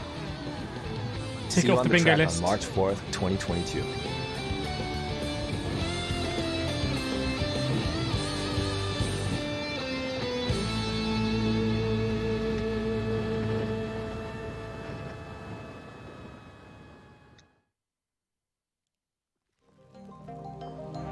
Oh, There we go. well, that is a lot. That is a lot to digest, isn't it? That was fun. Yeah. Yeah, that was good. But what do we think? There were times I remember being really impressed, like that bit of Tsukuba with the wet weather. Some of the wet weather Yeah. footage, the Yeah. spray, the smoke. Some of the physics aspects that they've brought in is what I've been waiting for a long time, to be honest. Probably a lot of people are waiting for that as well. But that's just another part of the game that they've really improved by the looks of it. It just adds another aspect to the game as well. Yeah. I think it's not going to be perfect, but the base that they've given themselves. This is going to be another game like we've had with GT Sport, where they're saying, "Oh, we are starting with what was it, 37 tracks, but that will develop over the time," and they've got a really nicely polished platform from which they can build a game that can have longevity for a good few years, which I think is one of the things I'm definitely looking for in it. I don't think it's going to be as much of a grind as GT4. It's not as close to a GT4 remake as I think some people were thinking. But yeah, there's some promising bits there. Having the online customization, I think we need a few more details on that. But yeah, if we can make some really long races, I think that'd be pretty cool. And yeah, the dynamic weather will be a huge part of that for leagues, because yeah, you've got that ability to throw in some different mixes for drivers and make the game exciting. Let's go on over to chat, who had lots of eagle eyes on that 30-minute review, and let's go through and kind of gauge the room. So Fish says a weather radar, which I think I may have covered, so I'll move my when that comes up. 1-4 saying plot twist, this is a new G Sport update. That is the thing, but I think kind of what Andrew is saying is they've really upgraded the fundamentals from GT Sport, which didn't have the best physics system, didn't have dynamic weather. So they have not really added any brand new tracks. They haven't added that many new cars. They haven't added that many kind of radical features for online, it seems, that they're talking about. But the base is better. So maybe they can go out and they can add new tracks like they added Red Bull Ring and Spa, etc. Phantom Bus saying no performance detail PS5 or PS4. Very important that we didn't see any PS4 footage, which I'm disappointed by. I think they did that in the Horizon reveal. Eco Green, Carl saying dynamic weather and hosted lobbies for maybe 20 drivers. Keep your thoughts coming in, by the way, chat. I'll pin some that I think are really out there. And just your honest, immediate thoughts. Sprite saying, I'll be honest, cool stream, just finished it, but it's a letdown stream. Kelvin saying, still nothing in multiplayer. Al, the water being flipped up from the tyres already detailed. Zoo, nothing there to convince someone to buy if they were undecided to this point. Cyrus, all that other stuff should have been cut in favour of 10 plus paid lobbies. That is absolutely brutal. I might pin it so we get people's views on that. I think this is one of those classic ones with the PS4 situation that's always going to restrict them. And I do feel for them, because this massively is the semiconductor shortage crisis, which is not ending, folks. I can tell you from a work in the automotive sector, that one is going to carry on for at least another 12 months. So I think the hand was kind of forced there, because the availability of PS5s is still going to be pretty low unless you want to pay a scalper a ridiculous amount of money. I wouldn't be surprised if they, a couple of years down the line, almost like do a patched GT 7.5, which then brings in some more things like bigger lobbies that simply the PS4 can't do as a piece of hardware. What was the gap between GT5 and GT6? Because that was possibly in terms of number of years. Yeah, good question. But I can see in kind of 3 years or something. I don't think it would personally. I don't think it would be GT7 really bad. I think it would be, hey, here's Just GTA go for for it. PS5. It is GT8 and it's PS5 only. J-Bay super excited for the release now. Beanie, I look forward to picking that lot apart for an over video. That's what I'll be doing later tonight. 3 years was the gap between 5 and 6.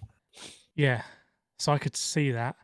MBR Sims need to seal those graphics, weather, and road conditions. I think it is going to be the best looking Daytona we've ever had. Yeah. Darren liking the rain. Peter, it is GT4 unboxed. Carl, the customization major part. Mr. Tesson, RIP PS4 users. Yeah, the fact they don't want to show it is probably not a good sign. Muzem, so excited about the game in general. New GT single player looks good. I mean, that was insane.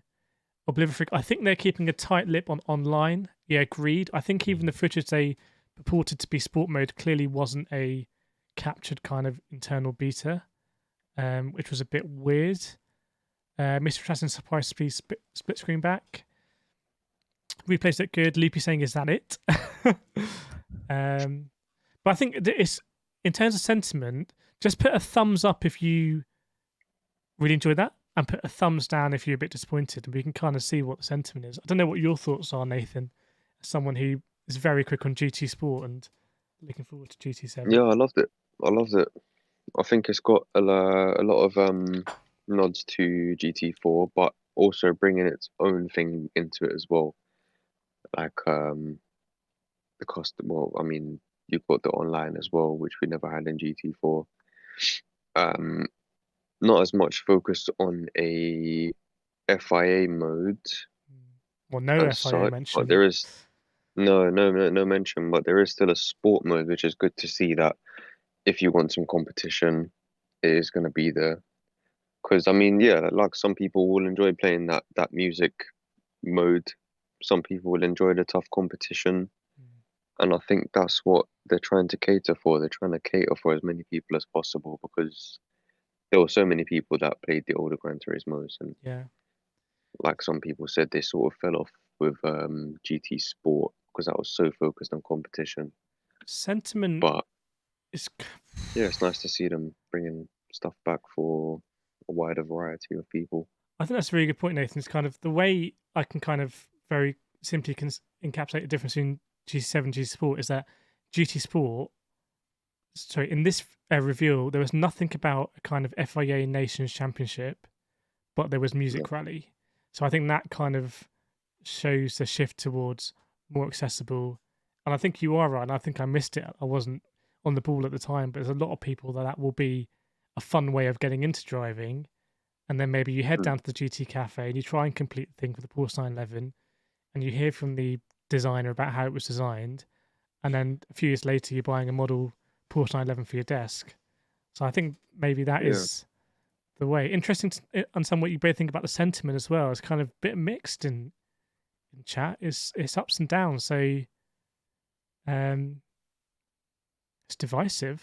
It is, and I think that's where because it's been so long since we've had what you may per se say a traditional Gran Turismo title, that there is a new generation now, and they're not wrong. You know, it's great. Gran Turismo Sport is a great game, and if that's all you've ever known, you might be a little bit like, what's this? I'm not quite sure about this style of game, and that's each person to their own. And I think that was always going to be the way once they brought in that game. But I think there's a lot to be positive about. And what I would say to those folks is Gran Turismo as an online community didn't start with GT Sport. The GT6 one was pretty good. And if I remember back to my GT Planet times, we had some great races and great events with the custom lobby creator back on GT6. So to see that return, I think that's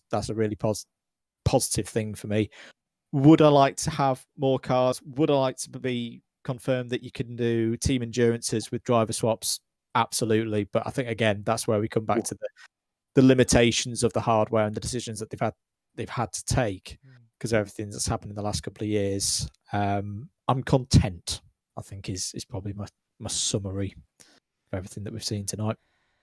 I'm a bit of a roller coaster. Sometimes I'm up, sometimes I'm down about it. So I need to kind of understand how it's going to fit in my racing life alongside other games. And The other thing just my view. politically to remember as well with what the FIA are doing in terms of general Competition. championships at the moment.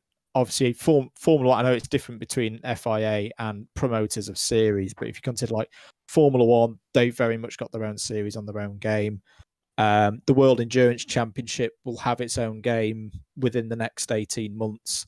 So I'm not surprised in the way that there's not much mention or any mention at all of FIA, but I wouldn't say that it's necessarily the end of FIA involvement with Gran Turismo. I mean, they did get a mention in terms of the handling dynamics, things and the work that they've done there. So it's not like they've gone, no, we're not going to talk about FIA anymore and not mention them. It's I think there's still scope in the future for that side of things to come back. Had a few more comments. MBR will play this for Forza, but in the end, I enjoyed competition and realism of the sim. Phantom's hugely disappointing lack of technical details. I think we probably need to just process and understand all the stuff I talked about, weather, etc., and physics. Because when you look at the way the cars were riding in Nathan Spot's entire flex, that could be quite a significant upgrade. Carl saying there's definitely a shoehorn with iRacing, but iRacing will still own my time. Joseph, to sum up, G7 is more in line with the roots of the Gran Turismo lineage that wrapped us up into buying GT Sport. Yeah, agreed. What has really opened my eyes when I've been doing all my GT7 videos is the kind of the diaspora of Gran Turismo refugees who didn't come into GT Sport and who are waiting for the next Gran Turismo game to dive back into. And they're not particularly vocal because they're not, commenting online on videos about Gran Turismo Sport or in streams and whatnot, but they're out there and they're very passionate. So I think this really is a game for those people. And I think it's also a game this is what I'm still can't quite put in words, but when all of us were playing Gran Turismo 4, we were younger and it was more magical and you learnt a lot about cars and you engaged with the cars and you became emotionally attached with the cars. And I don't think that would have happened in GT Sport. GT Sport was more about you and your driving and your competitive edge and how good you are as a driver. And we know there's some very young drivers who are extremely quick, but there's also a lot of drivers that, I wasn't very quick when I was younger. I just hadn't got it together by that age, and therefore you might be off-put by the whole experience. Whereas here, you can do your music rally, do your single-player stuff, bring a mate round and do split screen, and kind of engage with the car culture. Say, yeah, this is definitely this. Yeah, You I can't think cater to that's everyone. what they're aiming for. They're trying to get everyone in. There's loads of different things for everyone to do, and they might think, oh, what's this? I haven't tried yet, or like this music mode, or even starting off in escapes. Someone might be wondering, oh, I love this car. I wonder how it drives. I'm gonna take it for a drive or something, and then they might, Yeah.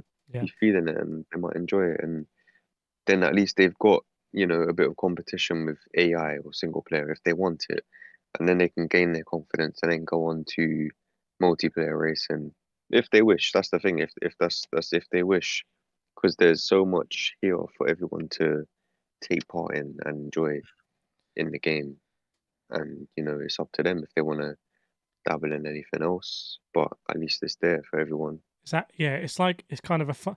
I mean, there's a lot of people in chat again, concerned about the online aspects, etc. But if you're good enough to be able to handle competitive online racing, doesn't matter what split, but if you can handle it, you can go to iRacing, you can go to ACC. But I wouldn't trust anyone else to kind of be the first car culture experience for someone new than Gran Turismo. And Gran Turismo wasn't there in GT Sport, it just was not present. Yeah. Whereas this is, you can give this as a present to someone and know that you are opening up a whole world of automotive culture and everything.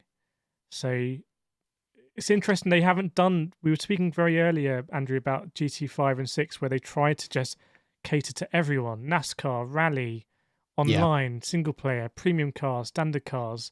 and it kind of fell apart. I think even the engine couldn't really handle it. Whereas GT Sport, they had a very clear focus, and I think they 100% achieved it. And I think we all look back at the times we spent on GT Sport and think that was a great time.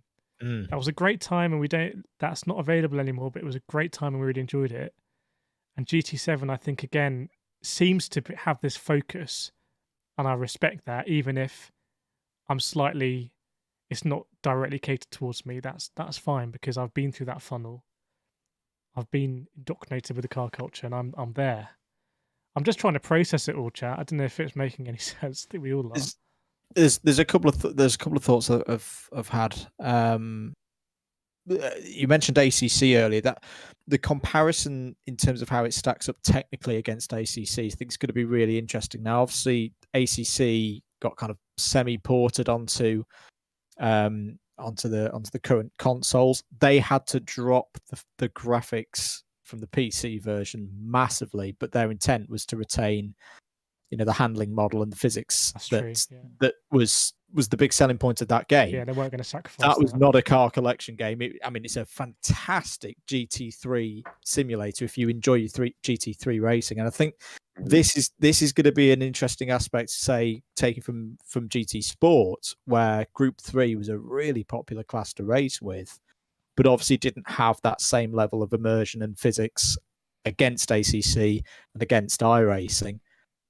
I don't think this will get right to that point, because you don't want to go too far if you're from a marketing perspective, because there are complaints that ACC is too brutal in terms of its physics for someone coming in new. But it does look like they're moving, with the tyre dynamics and the things that we've seen tonight, closer to being a bit more real, but with the graphical advances as well. And I think that's going to be a really interesting balance to see how those two come together, and whether that means that GT7 is a better overall product than anything on consoles at the moment. Very good point from Gizmo in the chat. It says, keep in mind the state of play is meant to get the casuals by the game, not hardcore players. That is a very good point. But I think the floodgates have been open now. Time is running out till launch. So I think there's probably going to be web pages open that will get more details about stuff that wasn't covered. Sorry, Nathan. Yeah, just noticed the comment in the chat. Driving is for everyone was the motto for GT Sport, and it was. So I think I know they said that for GT Sport, but I think that motto would be more suited for something like this, because this is more about driving and enjoying cars. Yeah. Whereas GT Sport was all about top level competition. Yeah. But yeah, it's the platform that they've set up for themselves is very, very good. It's going to get a lot of people back into it. They can do whatever they want, really. And I think that's, with driving, with cars, people do so many different things to their cars anyway in real life. A couple people coming in, kind of big names in the community. James Everett, very big GT Sport streamer, saying underwhelmed with the reveal. Let us know why, James, because you've streamed and made a lot of videos about Gran Turismo Sport. And TX3 Ryan, a very, very quick driver, saying, I was personally very disappointed and glad I've made the move to iRacing. Disappointed. But what I would say, Ryan, is that you might have just missed it, but that's fine to go to iRacing. iRacing is there for that competitive racing platform. But there's no one, I wouldn't trust Need for Speed to be an introduction to new people to what cars are about. And yeah, maybe at a high level Sony are worried about Forza kind of being able to compete and do Forza Horizon, do Forza Motorsport, and it's a bit more glossy, it's a bit more exciting. Whereas GT Sport, I didn't know at the time. I really didn't have the self-awareness for this, but I've been able to see how GT Sport has been so off-putting for a lot of people because it's brutally competitive, and you just want to race, but you go up to Daily Race A and you get punted at the first corner. And because I think everyone here, without sounding massively big-headed, but because we have enough of a skill level that's not a problem for us in our lobbies, it's easy to look past it. But I do get a lot of comments in my video always talking about the ramming and the dirty driving, and sometimes you want to race and you don't want to be massively competitive. You want to have a good battle against the AI. You want to be a hero in doing all those overtakes. And sometimes, again, like the brutal reality of online competitive racing is sometimes you come last a lot, whereas that won't really happen in single player. So, yeah, so just on your point, Ryan, that's great. We can do, we all do iRacing, and that's an avenue. But there's no one else can do what Gran Turismo 7 is going to do, which is going to be this all-encompassing game that you can play on a pad and kind of fall in love with cars. Don't think iRacing has ever made me fall in love with a car. It makes me appreciate the fundamentals. No, I never had that emotive connection. Yeah, I think even in my example, like Gran Turismo was a good start to sim racing or just racing in general. It really helped me improve with my karting. And then I went on to other sims and I haven't been doing too bad. And I think it's all what I learned from the not so pressured environment from Gran Turismo, Yeah. where I can then, harness my skills and then go on to something else. Whereas I think if I was to start on something like ACC or iRacing, I probably wouldn't have enjoyed it that much Yeah, due to the hardcore nature of it. That's a Compared very to good Gran point. Turismo, it's quite easygoing. That's a very good point. So I think, yeah.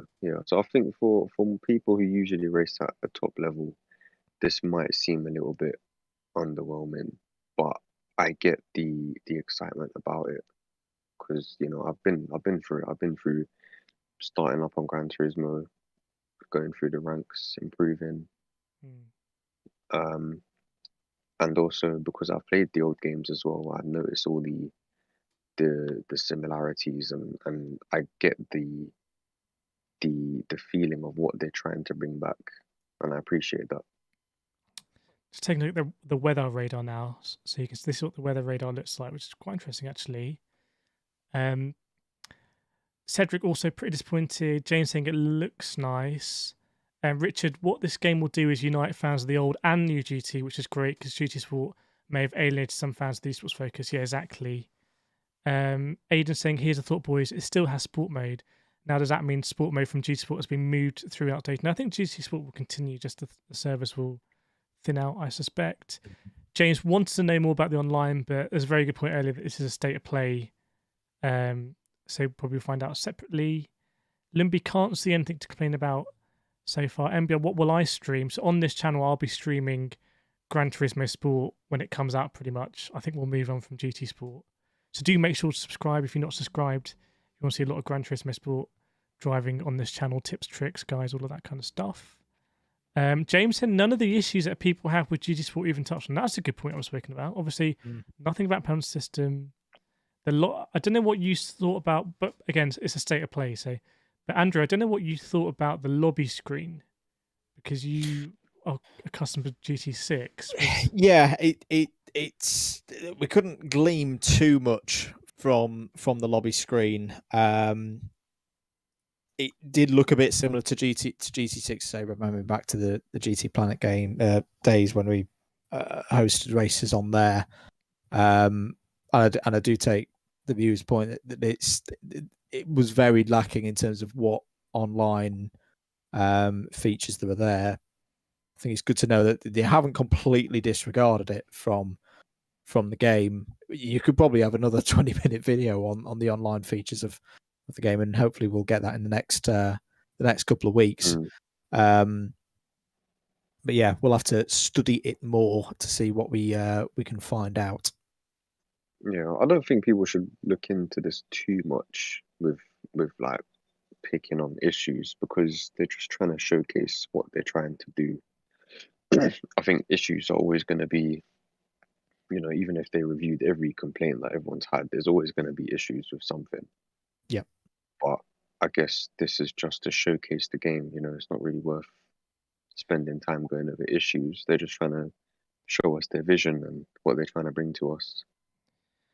What do we make of the Beetle footage? Because in a way, it's quite un-Gran Turismo-like. It's very unrealistic, and I wonder if it caters towards someone who has their eye turned by Forza, where things can get very silly and unrealistic. And it's like, hey, look how much faster this beetle is than a normal beetle, Yeah. even though it's not realistic. So I got no doubt that I got no doubt if you spend, you know, the right amount of money on a Beetle, suspension, engine, you can probably make it that fast in real life. I hope someone does that in real life, goes to Brands Hatch in real life. Fun Cup to I'm move sure. pretty quickly. I'm sure it can be Example of done. that kind of thought.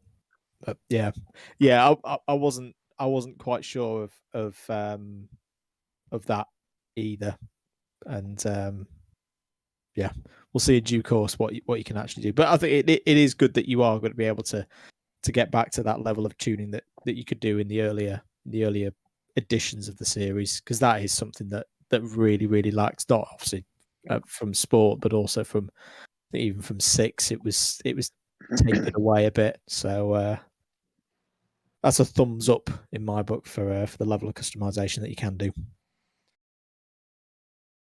Paul Cassidy, I'm sure the game will evolve over its lifespan and get even better. Yeah, I think that's the way I'm thinking about it in terms of like the platform, just redoing the platform. And in a way, I think GT Sport was a great platform for online racing because it wasn't such a deep simulation, which made it, you know, more equal. And I look at sometimes the F1 leaderboards in F1 2021, and you don't have the same kind of time trialing. The time trialing in GT Sport is very well balanced and kind of makes sense because the physics are relatively simple. I don't know if I'm going to pause the video here. I don't know if anyone can confirm what Ferrari this is, because I believe that is a new Ferrari, unless I've completely missed it. Yeah, I'm pretty sure it is the Ferrari F8. I'll be honest, I don't know much about the Ferrari F8.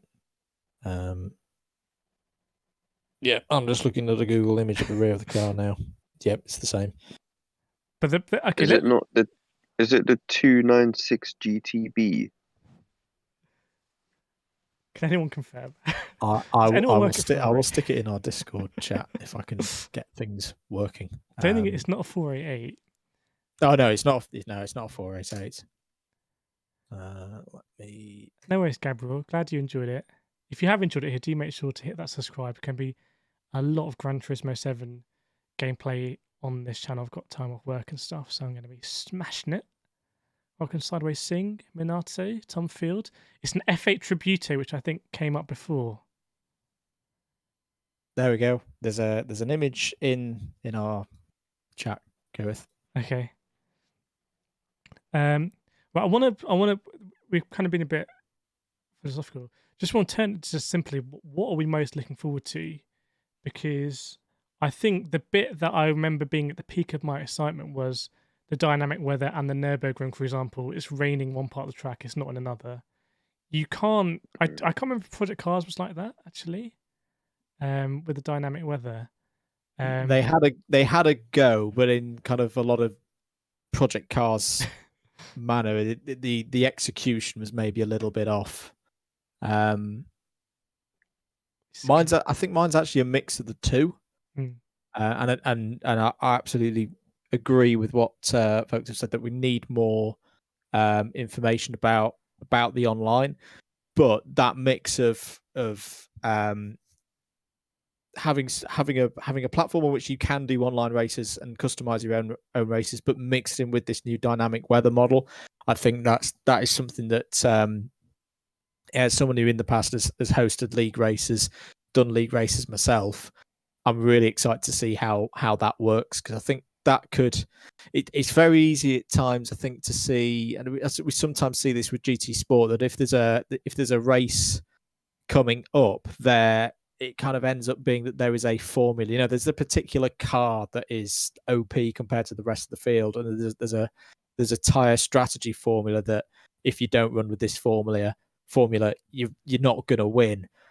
Throwing that added element or number of elements into those kind of races, I think is something that could be really rewarding.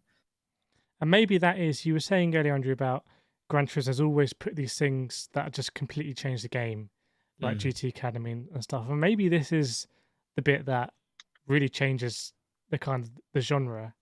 Because even thinking back to when the most competitive racing I've ever done, which is some of the seasons of the Club 100 GT Championship, Yeah. you know, I remember I had to practice, you know, multiple days a week in advance at that combo, get my quality times down, because that's how GT Sport works. You need to dial Yeah. into that combination specifically, and it becomes very gamified rather Yeah. than like represented driving. Whereas now it feels like, and I don't know if anyone in chat feels the same way, but it may reward your more kind of innate driving abilities more, because it may just rain and then you have to deal with it. How late do you think you can brake and have the grip or not? And that's very exciting. I don't know how you feel about that, Nathan, as someone who is right at the top of being one of the fastest in the world at Gran Turismo Sport. This could be a very fundamental shift. Yeah, I love a challenge. I think my first my first experience of changing conditions was in a karting race that I did at Sandown Park. I was in D-Maxes and it was a really, really hot day.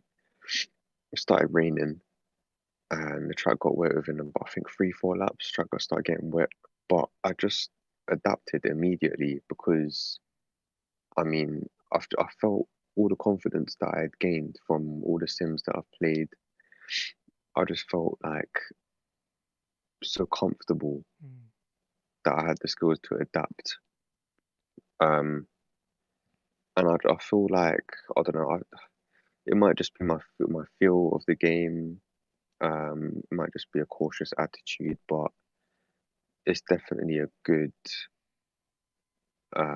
what's the word? It's definitely a good aspect to have in the game. It will teach a lot of people a lot of things about, you know, just even if it's not a skill thing, it's a mindset thing. You know, if you're coming up to a wet section of the track, you have to change the way that you drive. Yeah, you got to be adaptable. Yeah, but I mean, all of my whatever I've driven in wet conditions, whatever sim I've driven, I just felt like I've learned so much from everything all together, and that for me translated into the real world.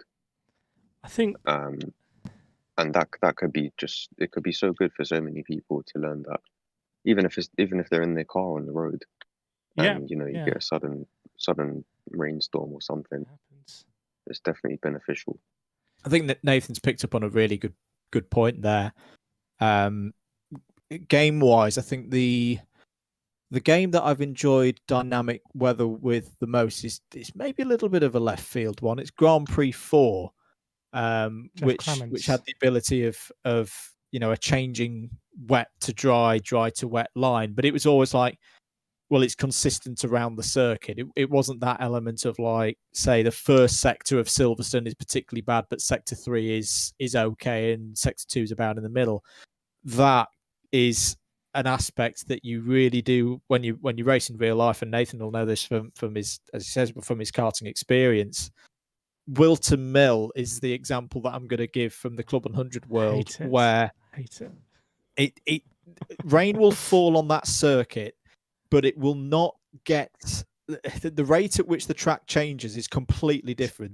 The boot going around Wilton Mill, so the entry to the boot is always the bit of the circuit that gets slipperiest the quickest, and we end up with 20 carts off in the BUKC because they've not read the conditions correctly. Similarly, the bottom end of the circuit down through turn 1 and turn 2, where, you know, followers of Super GT will know he had his big crash last year. That's the last part of the circuit to get dry. How Gran Turismo modeled that aspect, especially with a place like the Nürburgring, you know, people who've watched the Nürburgring 24 hours for many years will know that, you know, you can be going along on one part of the circuit absolutely fine. You've gone, yeah, we're on dry tyres here, and then there's a hailstorm up in the higher reaches of the circuit, and that can completely blow the race apart. So yeah, Nathan's absolutely spot on with that. That'll be something that I'm not aware of another game having implemented at the moment, which people will experience for the first time, enjoy it, not enjoy it. That's up to them, but it'll teach people a lot of skills that no game has done before. Let's get a little bit into that, because a lot of people want to talk about online, and welcome anyone who's just joined us. See, Rory's in here. So something that I've kind of always took as gospel for online racing was the way that GT Sport does qualification for sport modes, and that has increasingly grated on me. The idea that you need to spend a lot of time trialing to get your quality time, otherwise the race is a waste of time. Yeah. And that doesn't happen in iRacing or ACC. And I just wonder, and this is something we can really think about now, chat, is so the way Kaz talked about the weather simulation, it's not just about wet or dry, it's also about the atmosphere and other things. So I wonder if there's if that time trialing isn't really possible, or where they want to go, i.e. freezing a set track condition and then you time try and get quality time. I would love it if, for example, in sport mode, you went into your lobby and then instead of giving you a warm-up, it gave you one flying quali lap in kind of like the track conditions that it's going to be you start the race off. You do that, that's so a bit like FIA, and then you go on and do your race, and it's dynamic. Even if it's not going to rain, it's still going to be, just technically dynamic, not exactly the same. So you mean not holding on to one lap time for the whole week for daily races? Yeah, that'd be fun. It is a criticism that I have as someone who's a bit more of a, by the way, casual GT chat, player. Let us know what you think about that. I've got far more strong results in FIA races over the years than daily races, to be honest, because of that aspect of you get thrown into qualifying, and it is a bit close to iRacing in a way that once you get into the race part of it, you are in an order reflective of on that day at that time how each of you as a driver is performing. Yeah, but I'm very interested to know what people in chat think about that. If you enjoy the kind of, I don't know what the word is, but the pre-qualification or not. But with everything Nathan's spoken about in terms of like GT7 looks like it might be trying to make you a better driver in adaptable conditions, then that can, the pre-qualification wouldn't really work with that. And I think that would also make it more accessible as well. I think pre-qualification would be better as a time trial competition mode, because I know for a fact a lot of people, they take the daily race qualifications very, very seriously. The competition is just so high.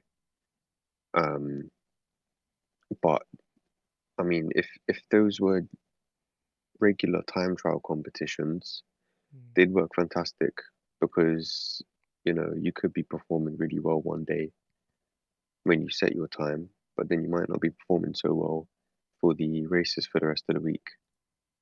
And I think just to keep that aspect of realism, you don't qualify. I mean, F1 they qualify a day before, GT3 they've already qualified a day before, but I mean, well, for this kind of racing, it's probably what you mentioned, Kireth, and Andrew, like, it's probably a hangover, because at the beginning the daily races were daily, so it made more sense. What they did is they made them weekly, but they kept the quali, which then, there's definitely been times I've been put off jumping on for a race. It's like, well, I've got to quali first, and that takes time. Whereas I would love to just jump in and make it more dynamic. Or maybe have a time trial, a time limited qualifying session for your daily race. Maybe. I feel like there's so many things that they could do just to make it more accessible. Like for me, I hate qualifying. I've got a good race pace, but I just hate qualifying. I can't qualify. I can't put a qualifying lap together, and I don't enjoy it, especially with the slipstreaming aspect, because a lot of people I fundamentally I don't think it necessarily teaches you better drivers. So times when I've got really good quality times, I've often just grinded away and just over the course of 20, 30, 40, 50, 60 laps, got lucky with a very quick time, which is inherently inconsistent. It's a 1 out of 60. And actually that time would be better spent me racing with other drivers on track and following other drivers that are quicker, which is always get faster. Yeah. I think another flaw is that not flaw, it's just allowed, but it makes things difficult, is that a lot of people practice qualifying together in open lobbies. They'll practice slipstreaming each other, they'll practice qualifying strategies, but in real life you don't get that. But again, I think it would just make it more accessible to maybe have a time limited qualifying session, or if the daily races were actually daily races, then a lot more people would, they'll try their luck and Mm. they'll try and enjoy it, get into it that way. Yeah, I'm looking forward to just jumping in day one and just hopefully it's just a completely fresh DR and just seeing what's what. Checking some of the comments. Dan Van hates the daily race quality at the moment unless you spend hours, you just start at the back. You get people in front of 0 race places. Is an interesting correlation. I think sometimes the more you can spend on quali, the less time you've actually spent practicing the race. Sideways Sing saying, I think quali should be before every race. Rich Hammett, the quali in GT daily race has relatively less pressure, but it makes lineups lottery. That's true. There is less pressure. You have more time. MBR agrees with sentiment that quali should be in the same conditions. Michael Johnson, what happened to the demo? As far as I'm aware, they haven't announced a demo. If you saw it on the bingo card, that is just speculation. I'd be interested to know how many of those actually did come true. And Richard, what they can also do in quali sessions and ways to make the drivers, space drivers far apart. I think it should probably just be a like they do. I hate saying like they do in iRacing, but probably just The solo qualifying. Yeah, the solo qualifying. Yeah, nothing on PSVR 2, but I'm not that surprised because we don't know much about PSVR 2. Be very surprised if it isn't built into a feature in GT7. Jay, if you qualify just for the races and what measure current pace, yeah. So again, we're trying to just understand a bit more about what the direction of G7 is like to be like on the back of what they've announced. And definitely, I think that segment with dynamic weather and the physics seem to be the most kind of core updates to the Gran Turismo driving experience.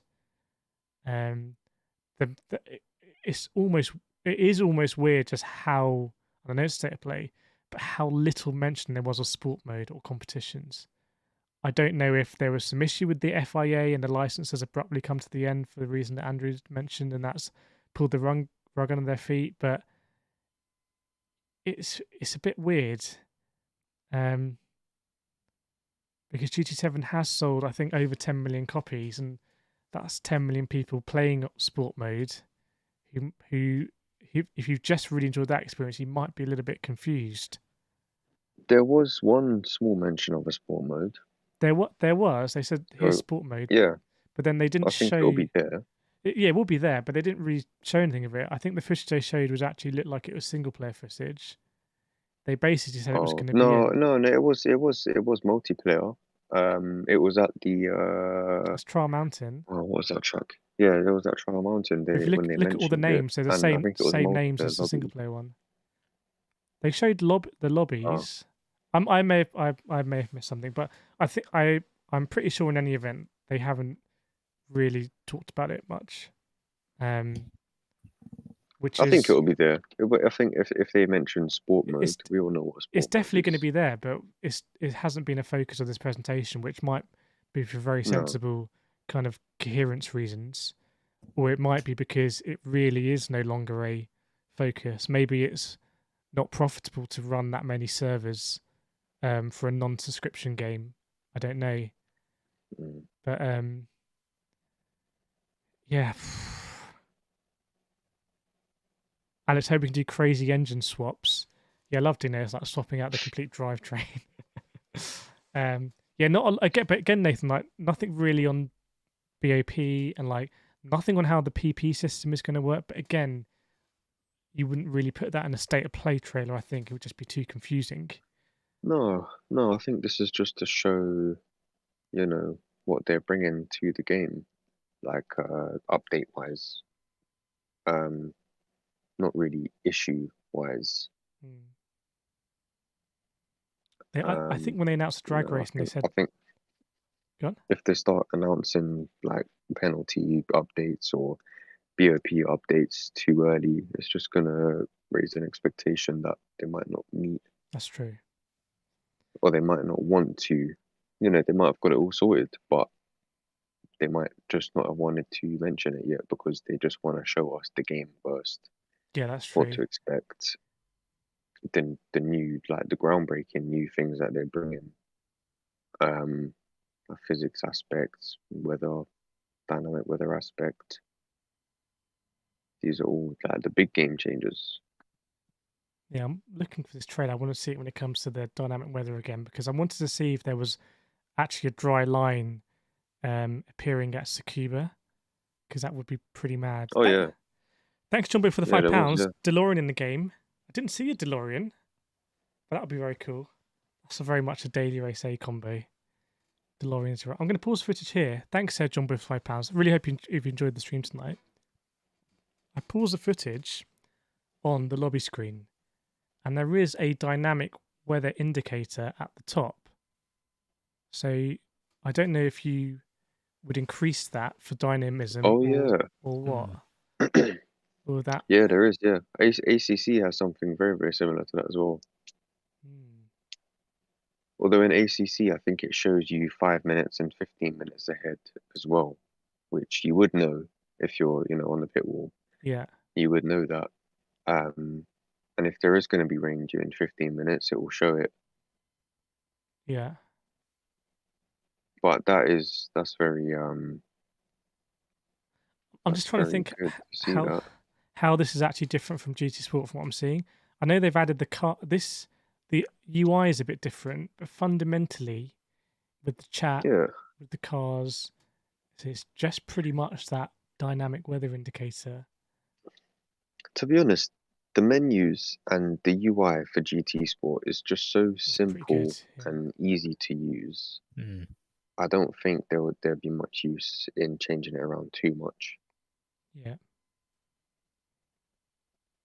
Yeah, there's a lot of things in GT Sport just are pretty timeless over Gran Turismo. Even the logo is like 25 years old and it looks like cutting edge.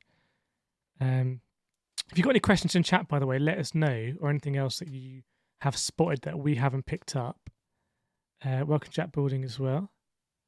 Oh, John Boy saying it's in the American dealer. Okay, so confirmed. Got some other cars here. Got the yellow Mitsubishi Lancer. Yeah, ASD. It's a DISL staying in. Yeah, we'll find out more about that. No doubt they'll put a website up. Didn't see the new C8 Corvette, but did see a C6. Yeah, I'm not sure we actually saw that many new cars. So if by my rough math, there's probably still about 30 to go for launch. To hit 420, which I think they've put in some marketing materials. Jack Bourne saying they're continuing their efforts in the menu. I'm not sure that's FIA or that's just the trophy that I don't think is an FIA affiliated trophy. Alex, what was the cutscene, the bus and trucks? I think that is just showing the background detail at the Tokyo tracks. I don't think you'll be racing with the buses and the tracks, although that might be an awesome music rally scene. MBR agrees with Nathan that the UI is great. Jack Bourne saying the weather looks amazing. Defiance and this looks a lot better for managing an online lobby. Well, the big hoax in managing an online lobby is, that you as a lobby host can probably just cancel the race if someone's missed out. Being able to force, a spec race and actually enforce that. Not particularly complicated things. This is the footage right now, Nathan, on my stream where they said this is sport mode. I'm pretty sure this is all Yeah, they it was showed. somewhere near here. Let me just again. Just run it back a touch. I mean, it did say daily race, so it does indicate that there is going to be elements of what we had in GT Sport carried over. Also saw an SR down. Then again, we did have a good amount of that in GT6 as well. Yeah. Right, we can probably actually glean a bit more, Andrew. That's a great sport. There's a warm. This is a new daily race screen, everyone. So I've just moved you off the screen temporarily. There's a warm up. So looks like everyone has pre-qualified. Actually, see quality times on the right. Settings exit. A lot of people here doing the no stop from the back. They must be YouTube streamers. You've got the. I don't know if you can spot any modifications on those cars or not. Looking at the BMW CSL, I can't see any indicators of PP. And you're right, that is I think the visuals might stay, but there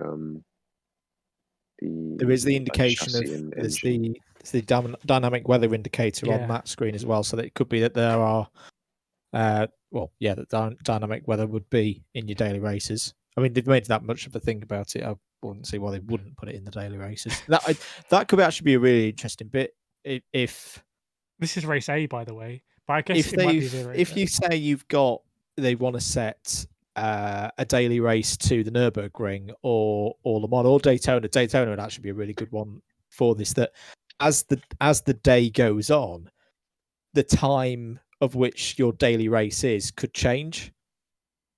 That would be so amazing. that you could do say that would be amazing. 4 hours of doing daily race A, but it never be the same race twice because each love daily that. race is slightly later on in the day. Yeah, I'd absolutely love that.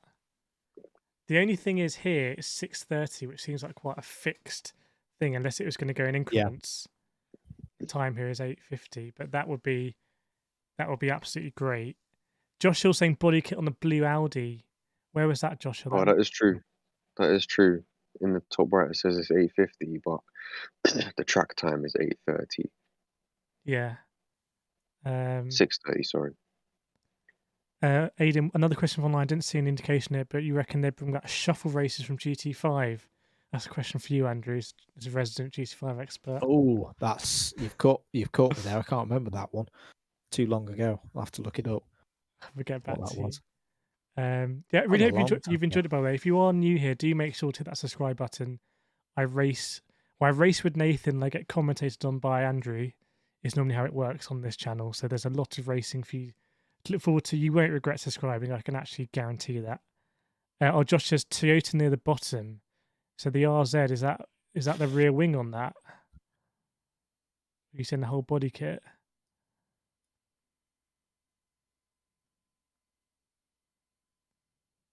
I mean, yeah, we can see from that shot the performance rating of our driver here.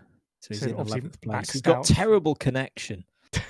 He's at McDonald's. He's going to be lacking all over the place. So I don't know if you've got any resident Forza experts in the house, but I play a bit of Forza. The way it works in Forza is that you have these I can't remember what they're called in Forza. You have the same ranking system. Every 100 points you go up to different bands, like S, A, B, C, D, etc. And my concern is with Forza, you get these ludicrous races where everyone has maxed out their car to 399, so they're not in the 400 band, and someone has maxed out their brakes, someone has maxed out their engine, but no one has maxed out both. So there's a lot of different driving kind of capabilities of the car, inherent performance capabilities, and that is something that is pretty much unavoidable here because Bop is gone, right? Is Bop gone here? Infinity makes a really good point that it looks like a 400 pp daily race A, and the link I'm going to make there is that it's not really an FIA series, but an organised series of races that I think are starting this weekend. All have tuning as part of their pre-tuning as part of their setup, so it's not like most organised races on a Saturday or Wednesday evening where there is BOP or it's a spec car. So the fact that they've done that as kind of the last exhibition series of GT Sport would fairly certain, not quite confirm it for me, but they must be doing that for a reason, to prepare people for what they're going to have to do or what they're going to be doing in GT7. Yeah, I've got a crazy thought. Go for it. I've got a crazy You thought. like crazy thoughts, go for it. With that PP rating, I wonder if every driver would have to pick certain upgrades to not only suit the track, but to reach the PP level. Like if you're, I don't know, driving Trial Mountain, it's quite a fast track with long straights, fast corners. So would you go for engine upgrades or would you go for a lightweight chassis or body? I can't see it working any other way. But I see you'll have to have different tunes. You said earlier, Nathan, that all of the parts are like removable, right? So you can probably save different tunes to your car.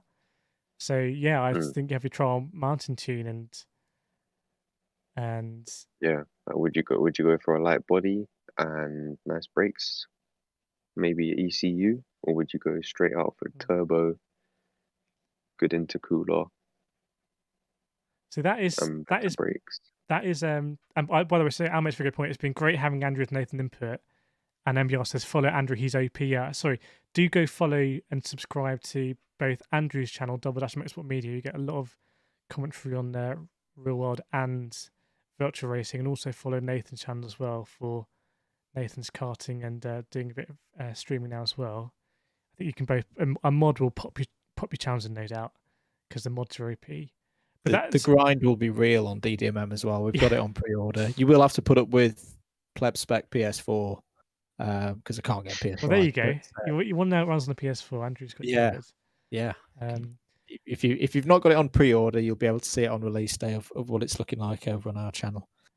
So a couple of things. Firstly, and this happens in Forza, very casual players will turn up with great intentions, with unmaxed out PP, and their car will be inherently uncompetitive. They won't have a great experience, and they'll quit the game. So that will happen unless it's very closely explained. And the other thing is, to me, this is a real kind of, I think, move with Forza very much in mind. So they must have analysed what Forza's doing, and I know it's very popular how the upgrades work in Forza. I've made videos on it before, and it kind of bridges that world we were all talking about before in GT4, where, and even me going back all the way back to Sega GT in 2002, having to pick and choose your upgrades. But that was a very different world. You know, I'd think about it. I'd go to sleep and I'd wake up having to have my cereal, my Cocoa Pops, and think about whether I was going to buy an intercooler or a turbo. Whereas the world doesn't really work like that anymore. You kind of just do it. The world's a bit quicker these days. But yeah, so it's bringing that, but into the online sphere, where you get punished if you make bad tuning decisions. And Andrew, you make a great point. The reception to the Road to GT7 series has been, from the vocal GT Sport community, very bad. Yeah. But and I'm not surprised at that. But is there a bit, you know, we think about is there a bigger community of Gran Turismo heads who are going to absolutely love, you know, an evening after work before the event, spending an evening tuning your car?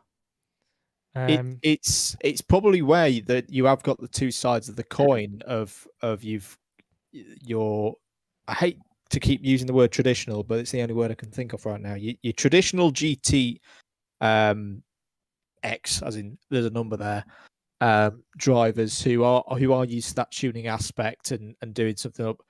They don't necessarily like, as we've seen in the chat, you know, the having to grind your daily race qualifying to get a good slot on the grid.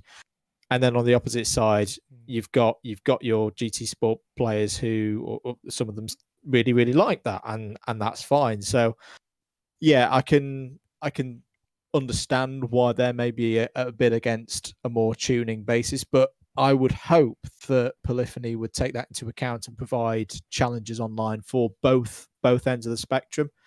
And I don't see why they shouldn't be able to do that on GT7 with what we've seen so far.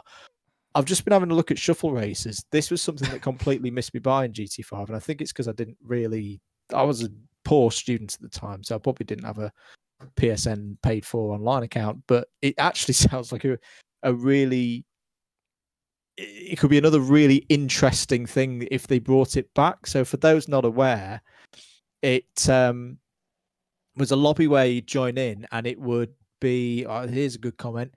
In short, it gave everyone similar brake horsepower cars.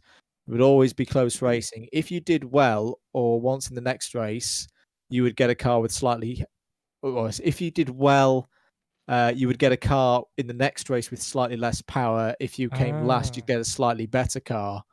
So I had a bit of a rating system. I like that. But yeah, you wouldn't know which car you were going to be in before the race. I like that. That's ahead of its time, that feature. It's like almost like Battle Royale style. A little bit, yeah. So yeah, that, I mean, with the width of cars that they've got, over 400 cars, maybe they could bring that back as an online challenge. We'll have to wait and see. I think I gave that as a suggestion for our next Gran Turismo GT Sport Club 100 series, having a pool of cars to get randomly assigned and going racing. Yeah, I like it. So when we do our, let's say we do our next league, and this will be a lot of people watching will be doing leagues and whatnot. You know, is it going to be okay? Right, it's a 400 pp league. Come with your car, and then it's like, but just on the bigger point, What upgrades do I bring? exactly. But on the bigger point, is BOP gone from this screen? Is No, BOP dead? I think it'll be performance points. No. But that's not BOP. That's bring your own BOP, isn't it? That's not. Oh no, it's kind of the same though. You can bring upgrades that you wish to bring your car to the correct performance point. Maybe this is a terminology thing, but in my that is really not BOP. To me, BOP is like the game says, right, these 20 cars, we have paritied them for you. We balanced them. Think about iRacing. Actually, it's not a great example, but you know, they've balanced them. Whereas now it's like, bring your car and you can bring it up to anything up to 400. I'm gonna drop in an ACOism here. It's equivalence of technology. Okay, we're getting real now. Yeah, I can see where you're coming from, Kireth. Right. Like for I'm getting really nerdy now. True BOP is a homologated car with a set power level, fuel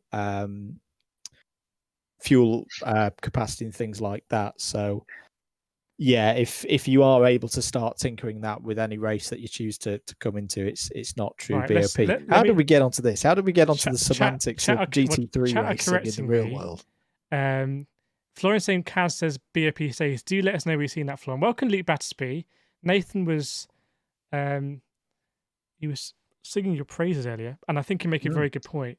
I can see where we had the N102 and N400 classes in GT Sport, they may be PP'd, but I imagine for Group 3, Group 4, they will be bopped.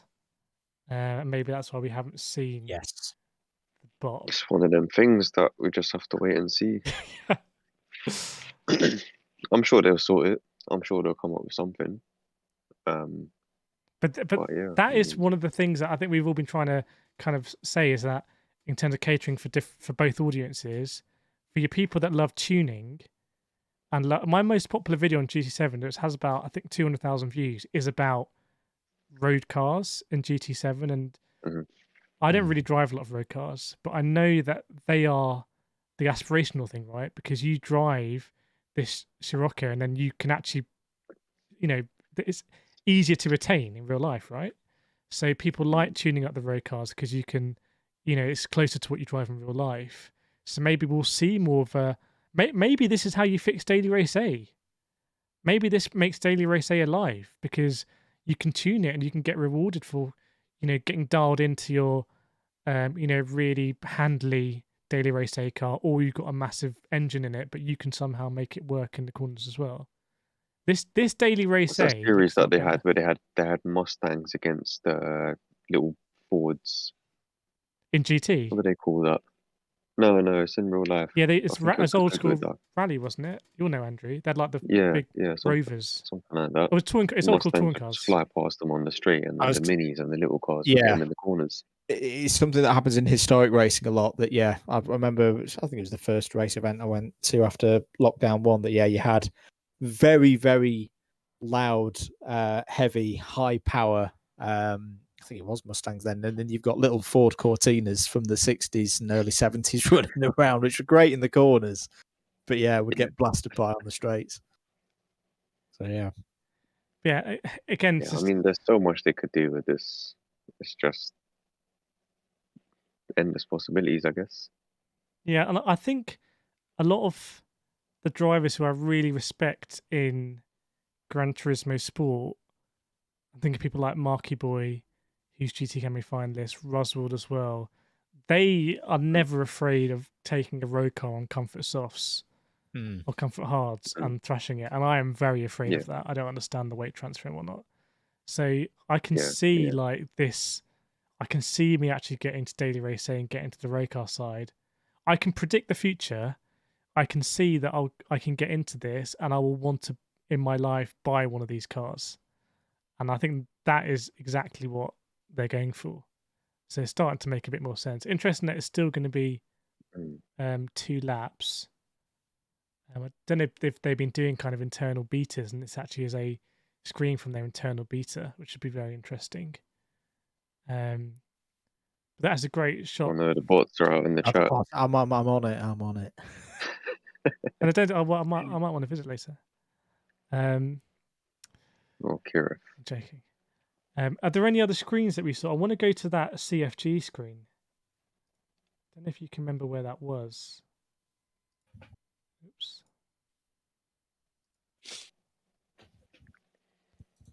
I don't remember where that CFG dynamic weather. Oh, the one with the BMW. Yeah. I think that was a little bit before this. On. I'll just flick. I think. No, I think it was before. I'm in the dynamic weather bit now. It's a good point. There's a good note from Florian there. So noted when we need or want to apply a strict BOP, there will be a BOP applied, and that was from a GT Planet article. I'll try and say I'm on GT Planet now. I'm generally keeping an eye to see if there's anything juicy appearing. This is the footage this is the footage that blew my mind. It's that corner at Tsukuba. Mm.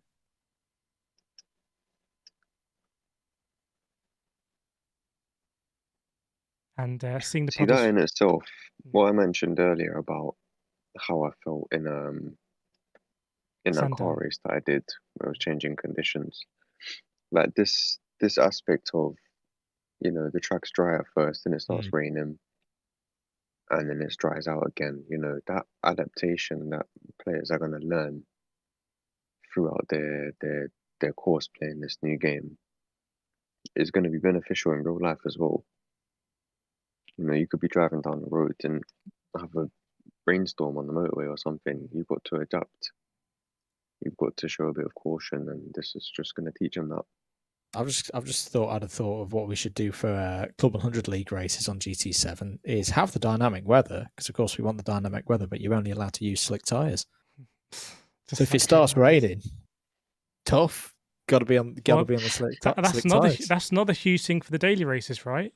Daily race C, it starts to rain. Do you come in or not? Yeah. Just want to chat. Just look at this muddy bit here off the track. Just want to see if that fills up with water and stuff like that. Oh, you could have a Rye House moment. So we could bring water onto the track and then everybody go off. Exactly. It depends as how much they are really simulating, and also how is this going to work on the PS4? Because either it's PS5 only or it's not that advanced. I mean, you can't. I don't think you can have both. Can't have both worlds there. I've just noticed Luke's comment. I believe that. Well, I've seen it. ACC does simulate dry lines. It's not as good as this, what we're just seeing on the screen now, but you feel the dry line before you see it, and yeah, I think it's something they can improve. But this, you can definitely see. You can see 100% how the track changes in this, and I think that's it's an advantage for many people. The other thing is, and let's be honest, right? You don't want every race to be a dry wet race. No. Most notably because it kind of just dulls it, makes it less special. But I don't know, like, you know, are we going to have rubbered lines if they're kind of simulating that or recording? Oh boy. You know, and that track dynamism. And then I think lobby racing, you know, and doing like half an hour long races becomes more exciting and kind of bringing back that kind of, you know, endurance leagues or whatnot. And the daily races become more sprints where you hone your kind of like close quarters combat. But this footage here it really is. I think Luke, you're exactly right. It's incredible. Warren's just beaten me to it, Kireth, but I'm just reading the GT Planet. GT Planet have put an article out about everything. State of play, everything new. Wet weather will only be available on some unspecified tracks. So I wouldn't be surprised if that's the case if they're putting it on to the real life circuits where they have been able to go, oh yeah, well we've got NASA data, many years of meteorological data to simulate it or base it on. So your trial mountains, I'd be surprised. Actually, no, because they have shown in some of the trailers that this cloud changes around trial mountains. So I'll I will take That's that comment true. back. But yeah, But I don't know if it's day-night is different to variable weather. I don't know. That's a good point. We can It might be probably. stupid. I think Is Trial Mountain a real track? no. no. No. Okay. They might be simulating cloud changes, but maybe not Well, I think weather changes. didn't we as see the such. dynamic weather Sorry, indicator? it would help if I scrolled further up the article. All tracks will have limited time and weather transitions, featuring morning to evening time progression and weather that can cycle between Okay. sunny and cloudy. Said that we saw So in the very first trailer every when they track kinda has revealed 12 Trial hour. Mountain back. But I think it's the wet weather and the drying lines will be on only on specific circuits that they haven't So specified yet. Obliviate with you've been making some really good points. Just on this one, would be really cool if G7 allowed to get the current raw weather based on where the track is, like flight sims. That would be good. Yeah, that would be good. I know they've tried that on. I want to say they tried that on R Factor 2 for the Le Mans Virtual, and then it just stayed dry. But yeah, that would be cool if they could do that. sorry. The thing I like about this, what I'm seeing from this clip here, is that you don't just see a dry line forming from where the cars have gone over. You see changes from when the tire tracks specifically have gone on the track, That's what it appears to show. Yeah. and that level of detail, it's a game changer, really. I think that was alluded to in one of the early trailers where they showed a top-down view of Tsukuba, but it kind of looked weird because it looked over-exaggerated. But now you can see there is a reason why they're tracking it. Yeah. And then it follows up with this footage at the Red Bull Ring, where I'm going to move myself off the screen here. This is the weather radar. Now, I'm really excited by this because before we all knew, and I'm going to move you as well, Andrew. We're going to get elevated. It's first floor. Before, all we knew about was this dynamic weather indicator, which to me seemed to gamify it a little bit. It's like, okay, when it goes below 70, that's crossover. Do you know what? I never noticed that before because your video thing was in the way. I told you I was going to mess the stream up. That is incredible, isn't it? Because you could, you know me, I'm just going to be looking at that all the time I'm driving. I'm not looking at where I'm going. Like, is it going to rain or not? I mean, chat. This is like you don't get that in ACC, do you? You get radio calls, don't you? It's going to get.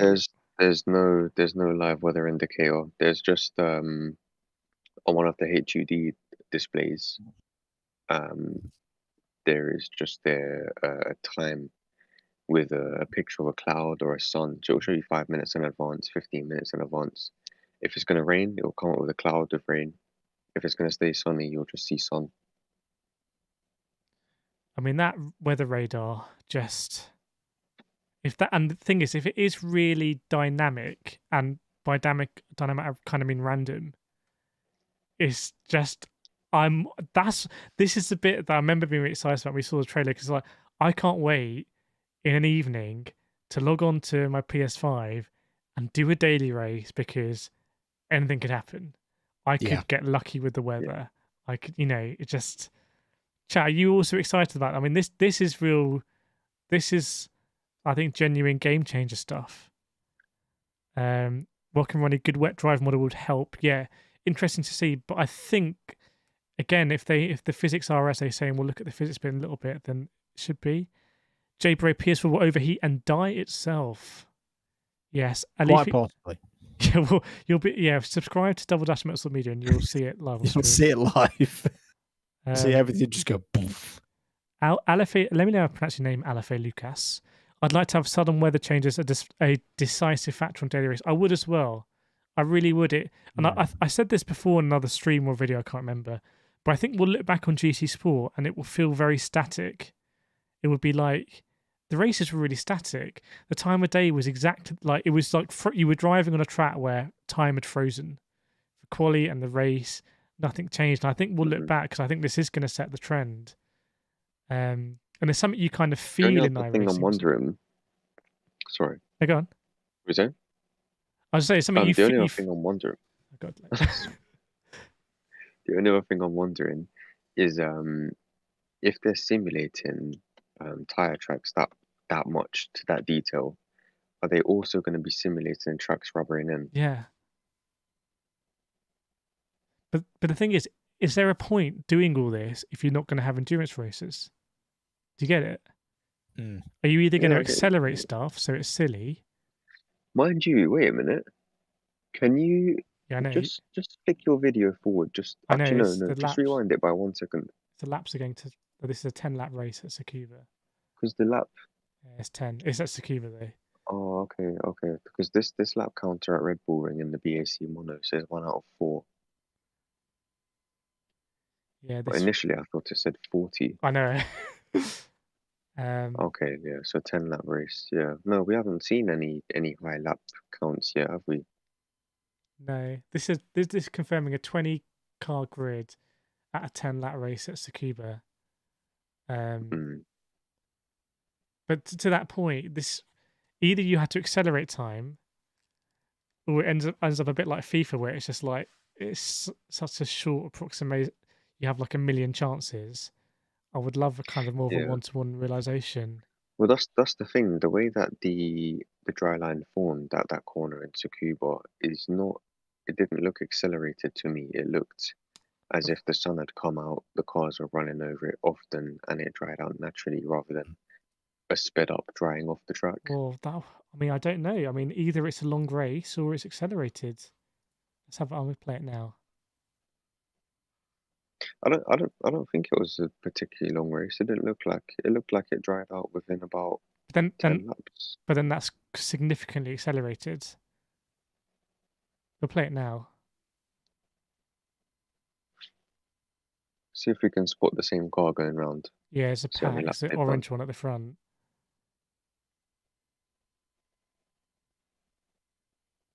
Yeah, it's really accelerated. It's like the conditions are very different each time the car comes around. Nah, I don't think so. There's Look at 4 it. laps so far.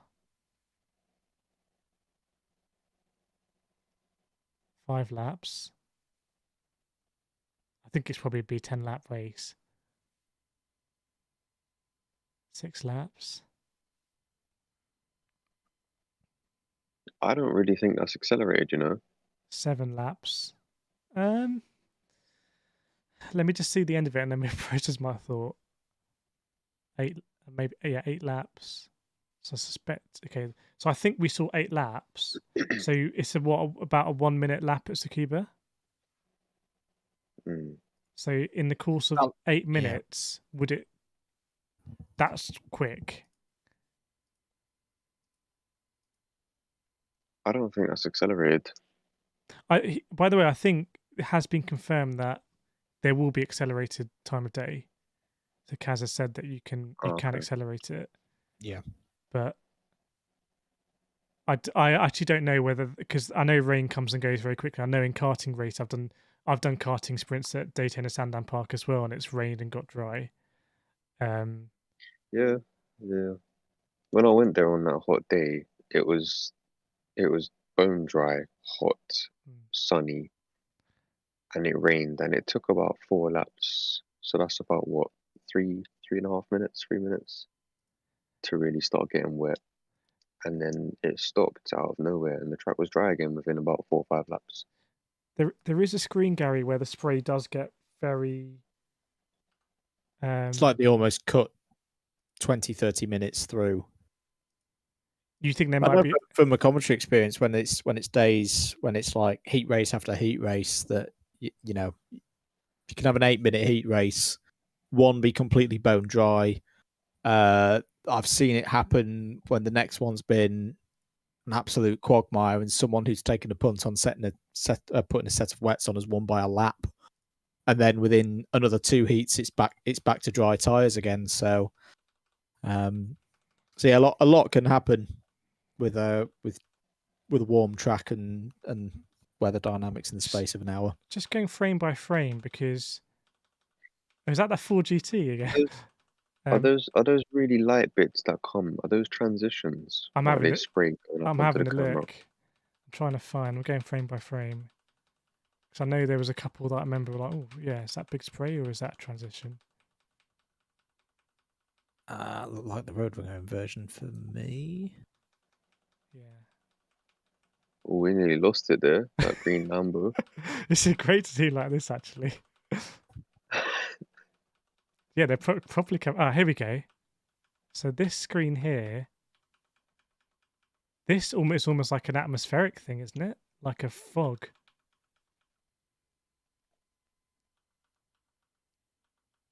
Yeah, I think JB the snow was in possibly an Escapes background with that Porsche Living Legend. Mm. I don't know what this is, but it definitely gets a bit brighter. But again, it might be clouds like passing or something. I don't know. Adam Tonkin says, from the online point of view, I'd be licking my lips if I was Kunos. I think that's fair enough. I mean, Kunos can't make a game this encompassing, but they can really hone GT3 and now GT4 racing. Yep. Bug online is missing in the trailer. Yeah, I'm sure we'll get more details.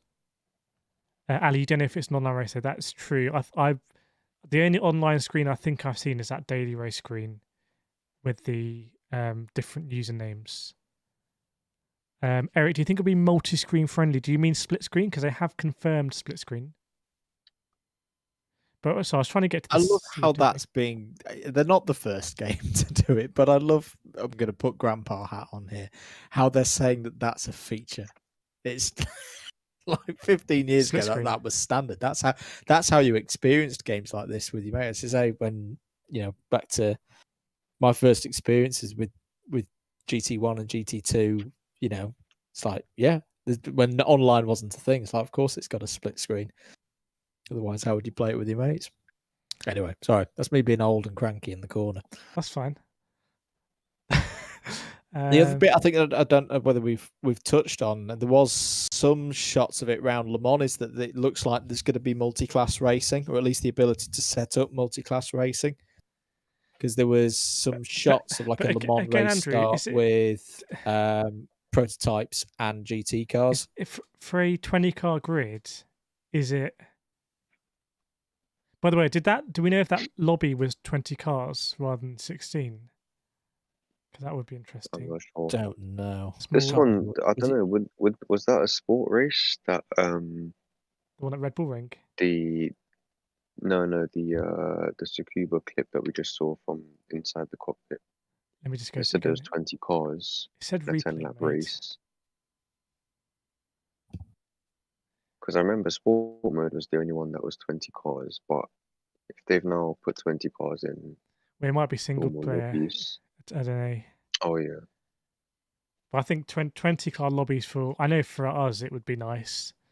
It seemed like a bit of an artificial limit. Would make a world of difference if they could get it up to 20 in online.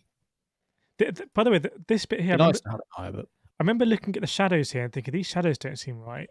And again, I don't know if it's because they're simulating the track and therefore there's a bit of a difference with the lighting. But if you look at this car here, the lighting is incredible. So this is obviously, I guess, a rate race, but it's struggling a little bit with the shadows. I don't know why. And there were times where I wasn't massively impressed with the graphics as well in terms of the car modelling, but that might be because it's a pixelated YouTube stream. In fact, almost definitely is. Let's get to the CFD slipstream thing, because again, the dirty air and that added dynamism will be very exciting. See the Supra go round. Oh, it's music replay. You said it was earlier, Nathan, the CFD. What was it? Sorry. The slipstreaming.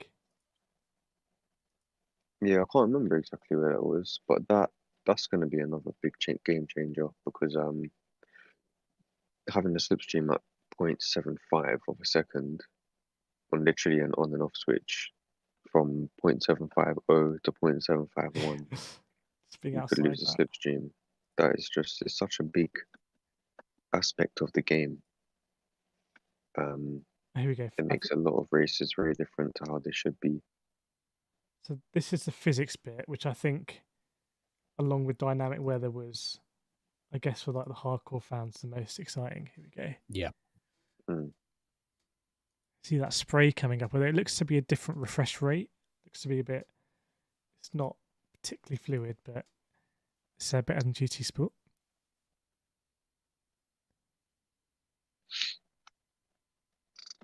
Yeah, that spray clip was awesome.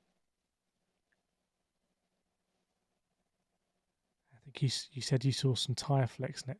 That's a very weird spin. Let me go back on that. What's happened here? Okay. No scope 360 for the intentional shoe. Right, here's that tyre. Oh, he gets on the grass.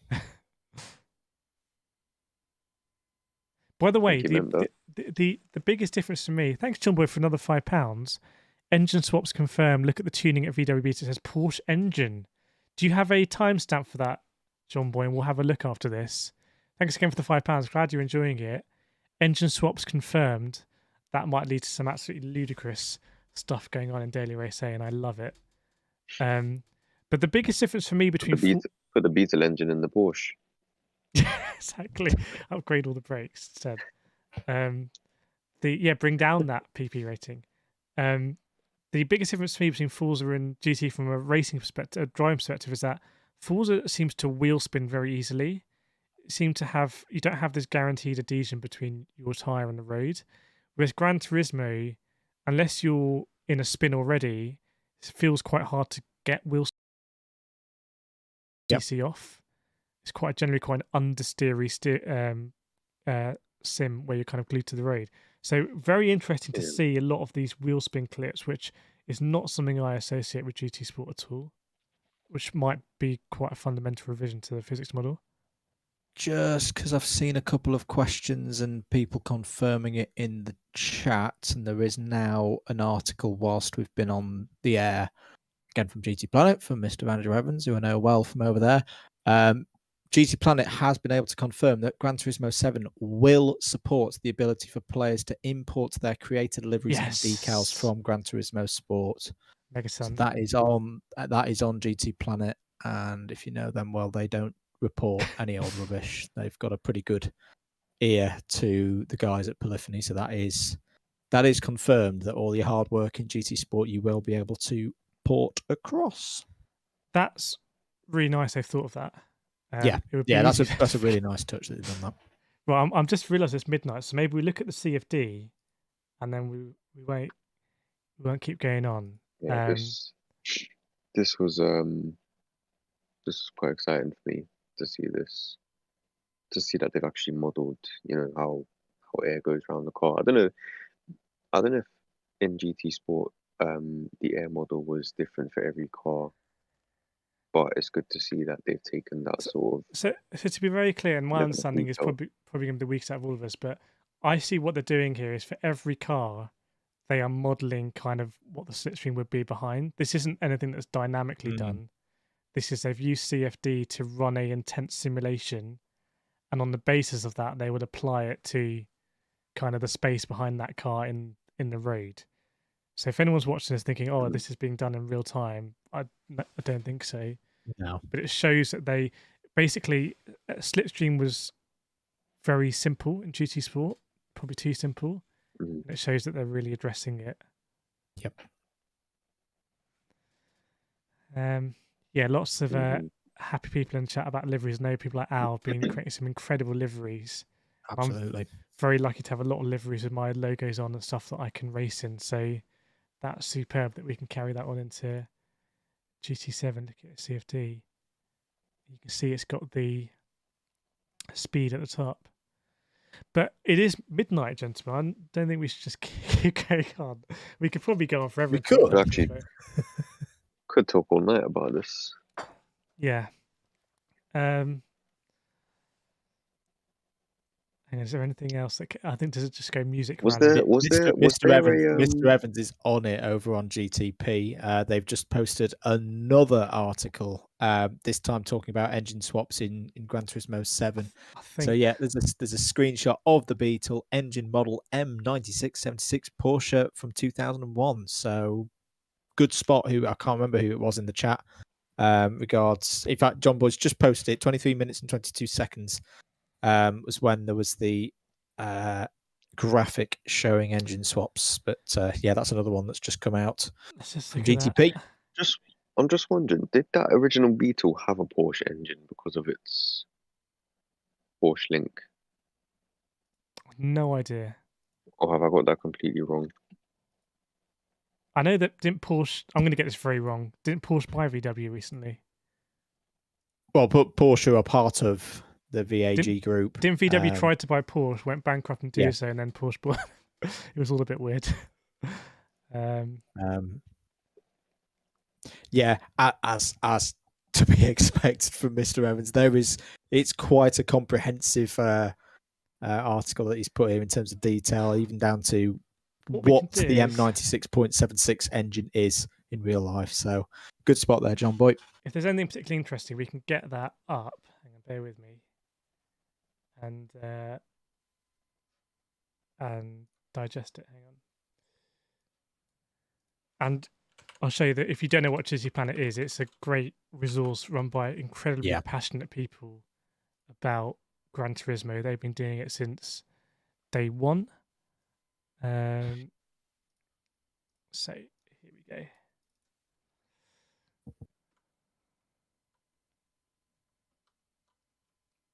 Oh yeah, it's a big one. I think this has probably been under embargo, I suspect. Yeah. Thanks. It's where if you're stateside, I would just keep an eye on GT Planet over the next few hours, because they will just keep drip feeding out now bits and bobs. Goodness, I'm not going to get any sleep at this rate. That's what I said today. So we're going to bed. This is the thing when you do a lot of 24-hour races, you realize you can just actually go without sleep sometimes. Thanks, John, for the £5 timestamp 2322. We'll find it here, I think. But thank you to alerting us. Now we can see these kind of like auto trader shots are just so realistic. It's a bit scary. Yeah. You could copy it and put it in Auto Trader. Probably scam a few people. Don't do that. But, they're very realistic. Are these tuned or something? I can't know. Possibly. Do you know I've had another crazy thought? Go on. And I'm probably going to go to bed on it. You know how the world's going crazy about NFTs and metaverse? Go on. I see where you're going here. Yeah. Imagine if Gran Turismo was to implement that, where you could own your car in the game, and it would be worth something, and you can trade it, you could sell it.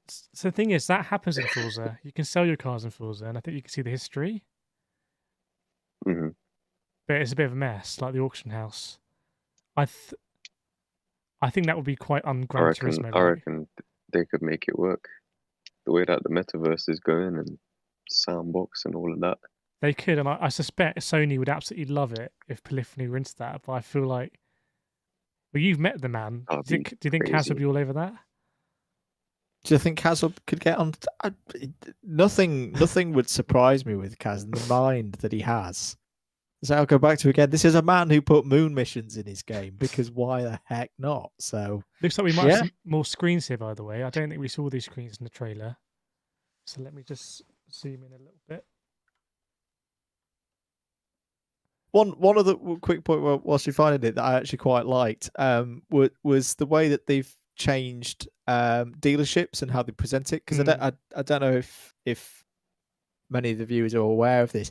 This is a real thing in areas of the world like China, where instead of having, say, your Ford dealership, your Audi dealership, your Volvo dealership round the corner, it's just one big, huge dealership, almost like a shopping mall. But instead of it being, several different department stores next to one another, it is your different brands next door to one another. It's quite a different way of doing things, but I quite like that they've done a virtual version of that. Looks like we might have some other kind of interesting bits from GT Planet. So they're talking about a meeting place. Each track will have so it looks like they've and I think I've seen this before. They're changing the way, kind of they're inverting the pyramid. So things are track specific rather than like mode specific. So each track has several activities: circuit experience, we know, time trial, drift trial, custom races. And also the meeting place, Yamauchi-san described it as a virtual social space dedicated to circuit. It's like being at the circuit cafe at the Nürburgring, which I've been to. I think you've probably been to as well, Andrew. You can imagine it as an open lobby where everyone from around the world would join you, and you'll be able to chat with them, pick a time. You can drive together as well. if they implement that well, game changer. That could be cool. That could Specifically be in really, really Nürburgring. cool. I've Yeah. not been to the Nürburgring one, but I'm very, very lucky to have a place called Caffeine and Machine literally 10 minutes up the road from me. I drive up one big hill and I'm there. And that's kind of become a really interesting place for car culture over the last couple of years. And every time I go up there, there's something wacky and different. And yeah, I'd say I like to take a Mazda up there sometimes. Bit like the Ace Cafe for bikes. Yeah. I've been there. It's at Wembley, isn't it? Yeah. I used to go there quite a lot, actually. Interesting bit here, and it's making me think. He said he highlighted tracks which host 24 hours race in the real world, Spa, Le Mans, Daytona, Nürburgring, which will also feature the 24-hour cycle. Why would you do that if you're not going to run 24-hour races? And isn't that an incredible selection of 24-hour tracks? Spa, Le Mans, Daytona, and Nürburgring. And didn't they add Spa in GT Sport fairly late, right? As a track, if I'm remembering correctly. Rings a bell. Yeah, I don't think it was. Let me have a look at it. I think think it was you're right always there. there. It wasn't initially because one of the. Why do I remember one of the World Tour events making a huge thing about we're running around Spa. It's not actually released to the public yet. Yeah, either it's because they did wet weather later or they did Spa later. I think they did Spa later. And they've added Daytona here. It's almost like they're trying to get the 24-hour tracks and they got a 24-hour weather system. It was part of the first drop of DLC. Do you think, Andrew, your days running stuff in GT6 and GT Planet, do you and also seeing what Motorsport Games did with the Virtual Le Mans in R-Factor 2, which is essentially a closed lobby, do you think we could have, I know it's only 20 cars, do you think we could make our own team endurance races, or is it just...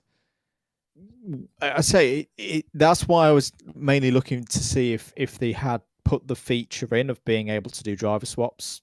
Nathan will know what I mean. Well, and yourself, Kireth, that iRacing have it to an absolute T. We did have a mean endurance series because we did do 24-hour races in there, but it would almost be like there's a lot of hard work done by GTP AJ back in the day with it, where there'd be a registered team, a registered car, everyone would have the same livery, and the driver, we'd run it as a practice session, and people would then leave the practice session and then hop back it, or one of their teammates would hop in, and AJ with his wizardry would calculate the number of laps for the team. I kind of hate that. It is doable if you've got some very dedicated people to do it. I kind of hate that. Whether they've got that function in a race remains to be seen. It kind of leverages the goodwill of and hard work of people in the community rather than being a baked-in thing. Luke says, but the fact that there is now the modelling in there of the time differences and the changes there, that at least from what I could see there, it gets us back to the level that we did have for GT6, which is something. It was a shame that we lost it for GT Sport. It is what killed that series, because all of a sudden it's like, well, even with our means of doing it with a practice session and setting it on a timer, we couldn't do that at all in GT Sport, which was a shame. But I guess, and there's a reason why we all pay a subscription for iRacing, is because it costs money. So if you want to do the 24 hours of Daytona, there is a place to do it, and it's called iRacing. And if you want to play on a console against people that are able to download the game and you can play them immediately, then GT Sport is accessible platforms. I think that's how I'll come to peace with it. We didn't hear much about performance mode. Looks like there's going to be no 120 FPS mode, but hopefully 60 FPS on both PS5 and PS4. I'll be honest, I've got a ray traced GPU, my PC. Ray tracing is one of these kind of buzzwords, or wasn't a buzzword, like 3D TVs were back in the day, or other stuff. Yeah. You wouldn't always notice it. So it's a system seller. I'd be running at 60 FPS even if it's not ray traced. Haptic feedback. I've done this in F1 2021, but I imagine it'll be much better in GT. GT Cafe still has this kind of mystique about it. because they said it's the center of the map. But is it mainly a funnel for kind of new players, or I think a bit further up on that page it said where players could meet and talk and race if yeah, you want to. that's one of the most interesting things I've seen here, which is that seems to be a track specific space. It's almost like, look, either it's like a lobby, either like the quality lobbies at the moment for daily races, either that is like an open lobby, like it puts you into groups of 20 or something, or it's like, I don't know, the words he's using, it could just be like our lobbies in Club 100 before we start the race.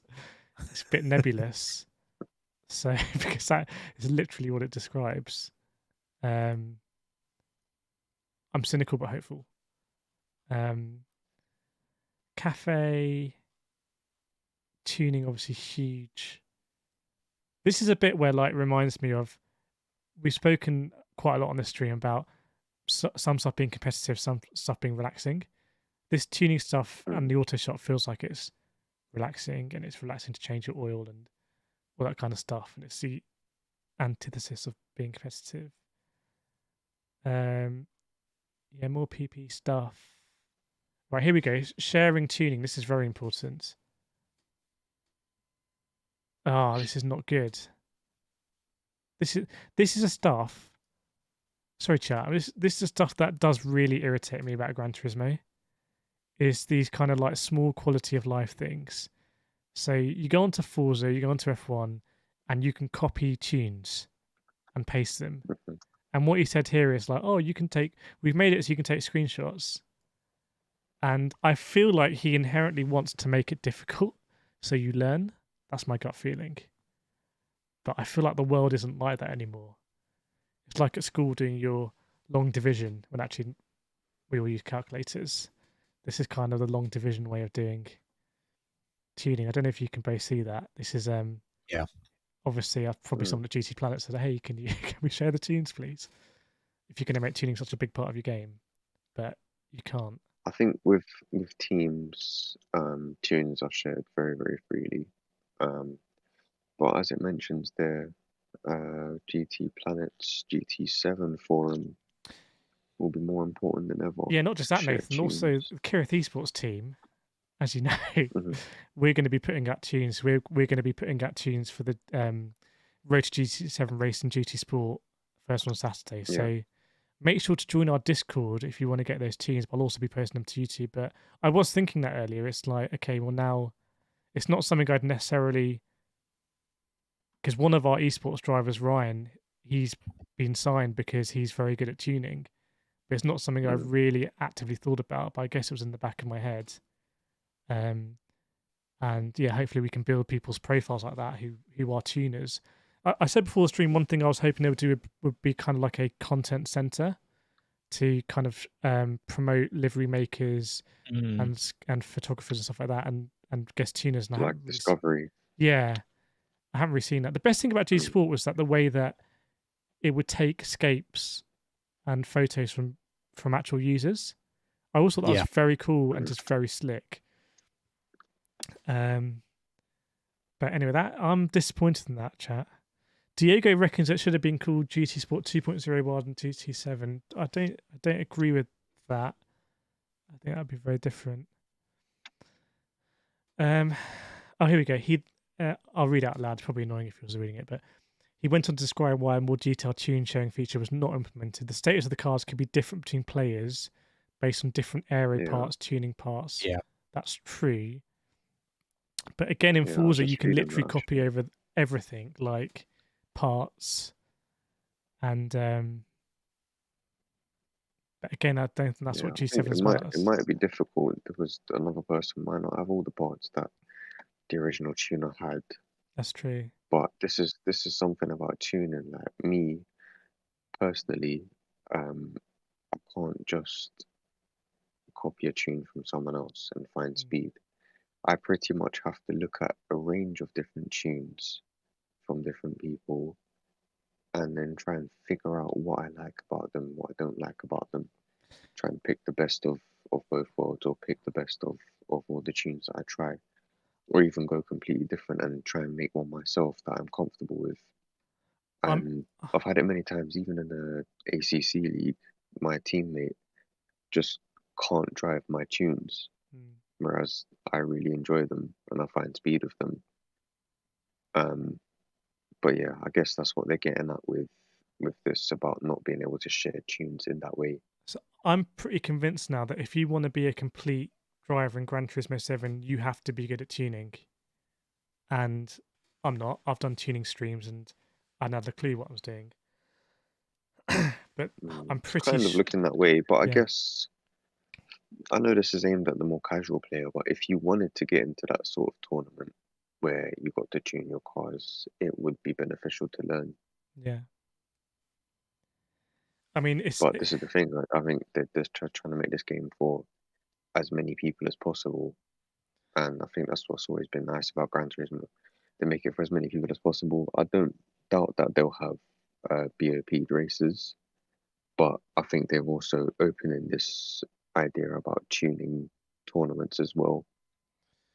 I think this is going to be a little bit of a contradiction because it's where their desire to get people into cars and understanding cars and it to be accessible come a little bit together. Interesting, Andrew. They're going to publish a book, Apex, that was in GT5 Collector's Edition for free on vehicle tuning.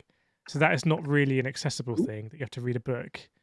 But I can tell you what, I'm going to be getting into tuning. I'm going to be understanding all these things. I drive a lot with Nathan now.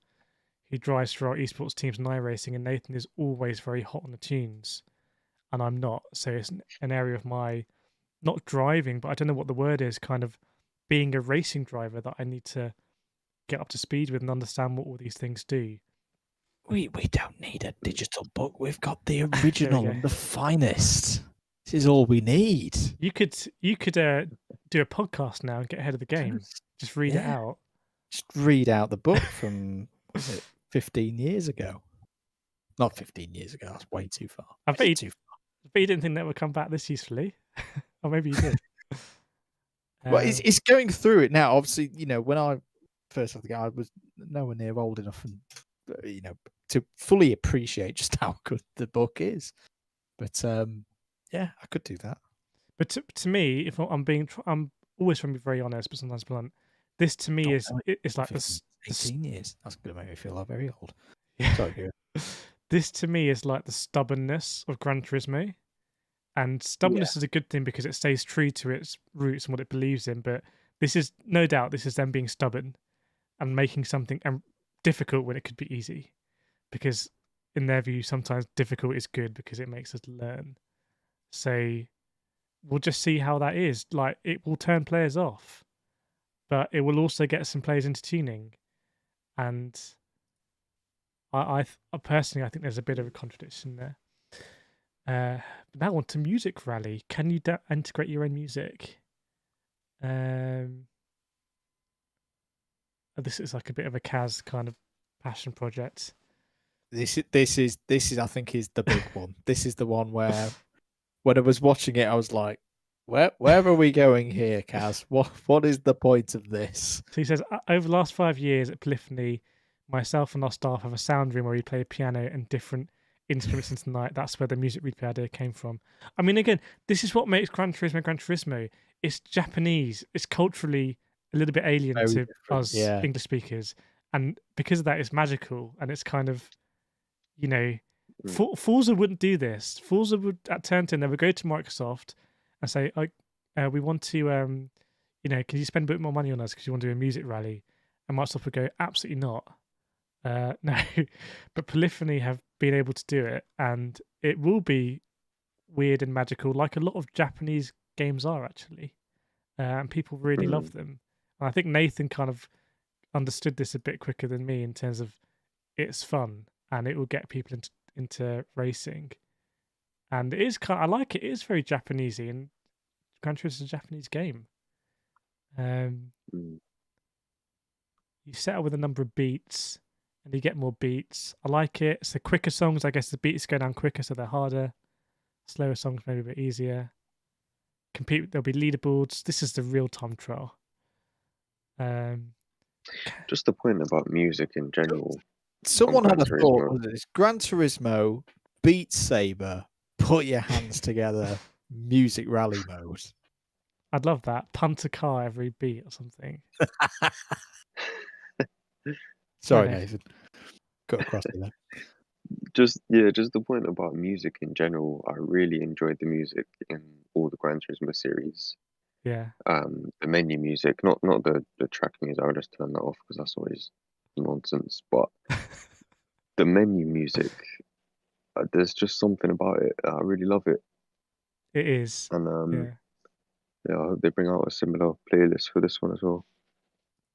Yeah. Well, I think in my pre-order I should apparently get the music or something, which would be very nice. I haven't even pre-ordered it yet. I feel like I should, but I just haven't. You want a PS5, aren't you? So you've got no issues about. Yeah, It's up to you. If you're gonna get it digitally, there's no real difference. I'd rather get the disc and get a collector's pack as well. Yeah, you have to find out if you can get them. I think they may. Well, when I was looking the other day, that all of them are pretty. Because I tried to do the get the PS5 physical edition, get the PS4 code with it, and I couldn't find anyone stocking it the other day. I'm sure they'll be trying to restock it as much as they can because the demand will be there. But I'm a bit. I might pre-order it on my PS5 as well, just so I can play it at launch, which seems like a horrendous waste of money. But I am kind of a Gran Turismo YouTuber, so anyway. The Tsukuba in the wet. What was that? You want to get straight into the I do, Tsukuba? yeah, in the wet. 100%. Taking a Friday off. Scapes movies. Now this was the thing, right, in GT Sport, where some scapes are movable, right, but they're very hard to capture. So I've used them for intro videos and stuff like that. But apparently now they're unlocking it. GIFs, wish lists, and that's pretty much all she wrote. And that is all she wrote because GT Planet have done a very thorough job. And I think asked the right questions. Pretty much nothing again, chaps, on online mode, which makes me think embargo. Because there is nothing here on online. And this was at the press event where they would have been able to ask questions. So I'll be honest, chat. I mean, either online so it can get a bit rocky, so they don't want to talk about it yet, or they want to segregate it because GT7 is going to be a game of two halves, and they're showing off this half first.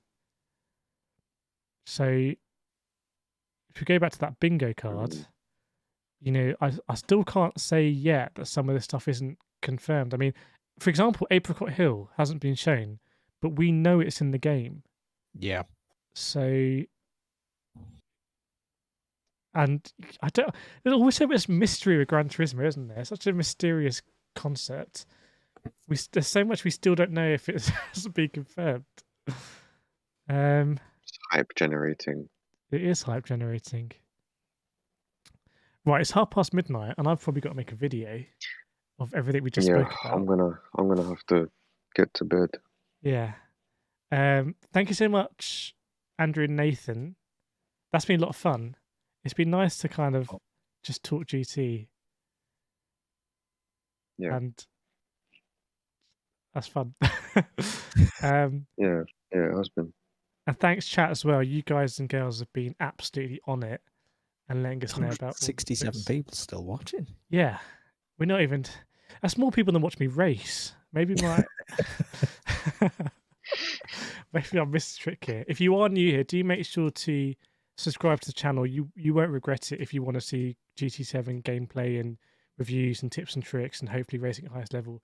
Make sure to subscribe to Double Dash Motorsport Media and Nathan as well. If a mod could do the amazing thing again and put their links in. I don't think I put them in the description. And yeah, there's going to be a lot of people. There's going to be a lot of people starting. I don't know how to put this. You're going to have a lot of big YouTuber people on the GT7 bandwagon who will just be testing the waters to get some views. But this is not what any of us are about. We've been doing. I spent 500 hours on GT Sport last year. I think Andrew and Nathan might be. Well, Andrew's probably spent the most on G7 GT and all of us over your years. But we live and breathe this stuff. We're all kind of wearing it. So if you're into it, do make sure to follow us. I can guarantee you won't regret it. And yeah, thank you so much everyone for joining. If you do spot anything, breaking news, do ping it in the Discord so we can digest it. I'm going to go back to our little room. Lounge. Back in the lounge. I need to have a better name for this. Hang on, go get rid of that. Get off screen. Did we ever arrive up that lift? No, we had a bit of a sticky moment on floor 900, but we got there. Okay. Thanks so much. I really hope you enjoyed it, everyone. We've enjoyed it as well. I'm gonna have to mute Andrew and Nathan as we go to our lovely members page. Thank you so much for all the donations that flowed into. So that's very special. That basically means all the money that gets donated goes back into channels. It means I can pre-order GT7 on my PS5 and be playing it for you at launch. That's kind of what it means. But yeah, thanks so much, Andrew and Nathan. While we're here, so we're doing. So we will race again, iRacing. We're going to try and give Detroit, I think, a bash. It's just going to be me and Nathan on Saturday, and maybe us three on David on Sunday. I don't know if you want to race, Andrew. I haven't got Detroit. I haven't got Detroit either. David really. Yeah, I'll have a think and see what we're doing. But there'll definitely be some iRacing on channel, so you can see us race and hopefully do well. But yeah, thanks so much, Nathan, Andrew. I'll catch up with you another time. Thank you so much for joining. We've gone late. We'll say goodbye to Andrew and Nathan. See you. Bye-bye, chap. Bye-bye. I'll also have to turn off Andrew's camera, otherwise it'll be a little bit awkward. But I think about so much chat as well. I didn't know whether to do this stream. I didn't know if anyone would watch, but I felt very passionately that I should, because I spent GT Sport was such a kind of life-changing experience for me. I spent a lot of time there, made a lot of friends there, kind of grown quite a big community there. A lot of people who have come in tonight, and you know who you are. You're still here. And yeah, GT7 is coming. Whatever it is, I'm going to be there day one, because I kind of respect and trust their vision. So even if it's not the game that I would design, it shouldn't be the game that I designed. They've earned the right over the last 25 years to make the game that they feel passionately about, and time after time they've kind of created these amazing experiences, and they're never going to create a game that's perfect for everyone. So whatever my kind of concerns are, I will get over them. And there's a feeling I have for Gran Turismo that I don't have for Forza, that I don't have for F1, that I don't have for iRacing. I can't quite explain it, but it's very homely. It's always going to feel like coming home when you're on Gran Turismo. Paul K, what did you miss? I can't really summarize it, but we've spoken about a lot. But thank you so much, everyone. Thanks, Nathan, Andrew in chat, Paul K, Vogs, Ali, Oblivion Freak, Luke, Gizmo, Sean, Al, Fern, Diogo, Christian, Define, Andy. Who else we got? Matt, Player Sport, Lee, Jack Brown, Eric Garcia, John Boy Bug. Wow, so many people. Adam as well. Thank you so much, everyone, for joining. I'm going to go to our lovely members page. I think I might just need to update this with the latest members, so I do apologise. But I hope you enjoyed this, and I'll see you next time. There was a wild ride. I know at the start you were curious, but my goodness, that was fast and furious. All the intensity we had, we've come to the end. Now that's too bad. But the energy threw books off the shelf, and we hope you all enjoyed yourselves. Enjoy yourselves. We will go all the way. It's not about the trend. Keep going now. Keep going till we reach the end. Till we reach the end. If you had a good time being part of this journey, and the thrill is now making you thirsty, if you want to keep seeing the action, then just drop us a like so you can come back for more. If you're new here, welcome you with a smile. If you like what you saw, just hit subscribe. We appreciate each and every one of you tuning in to see kirethkart. Join us for the next part. Hope to see you again soon.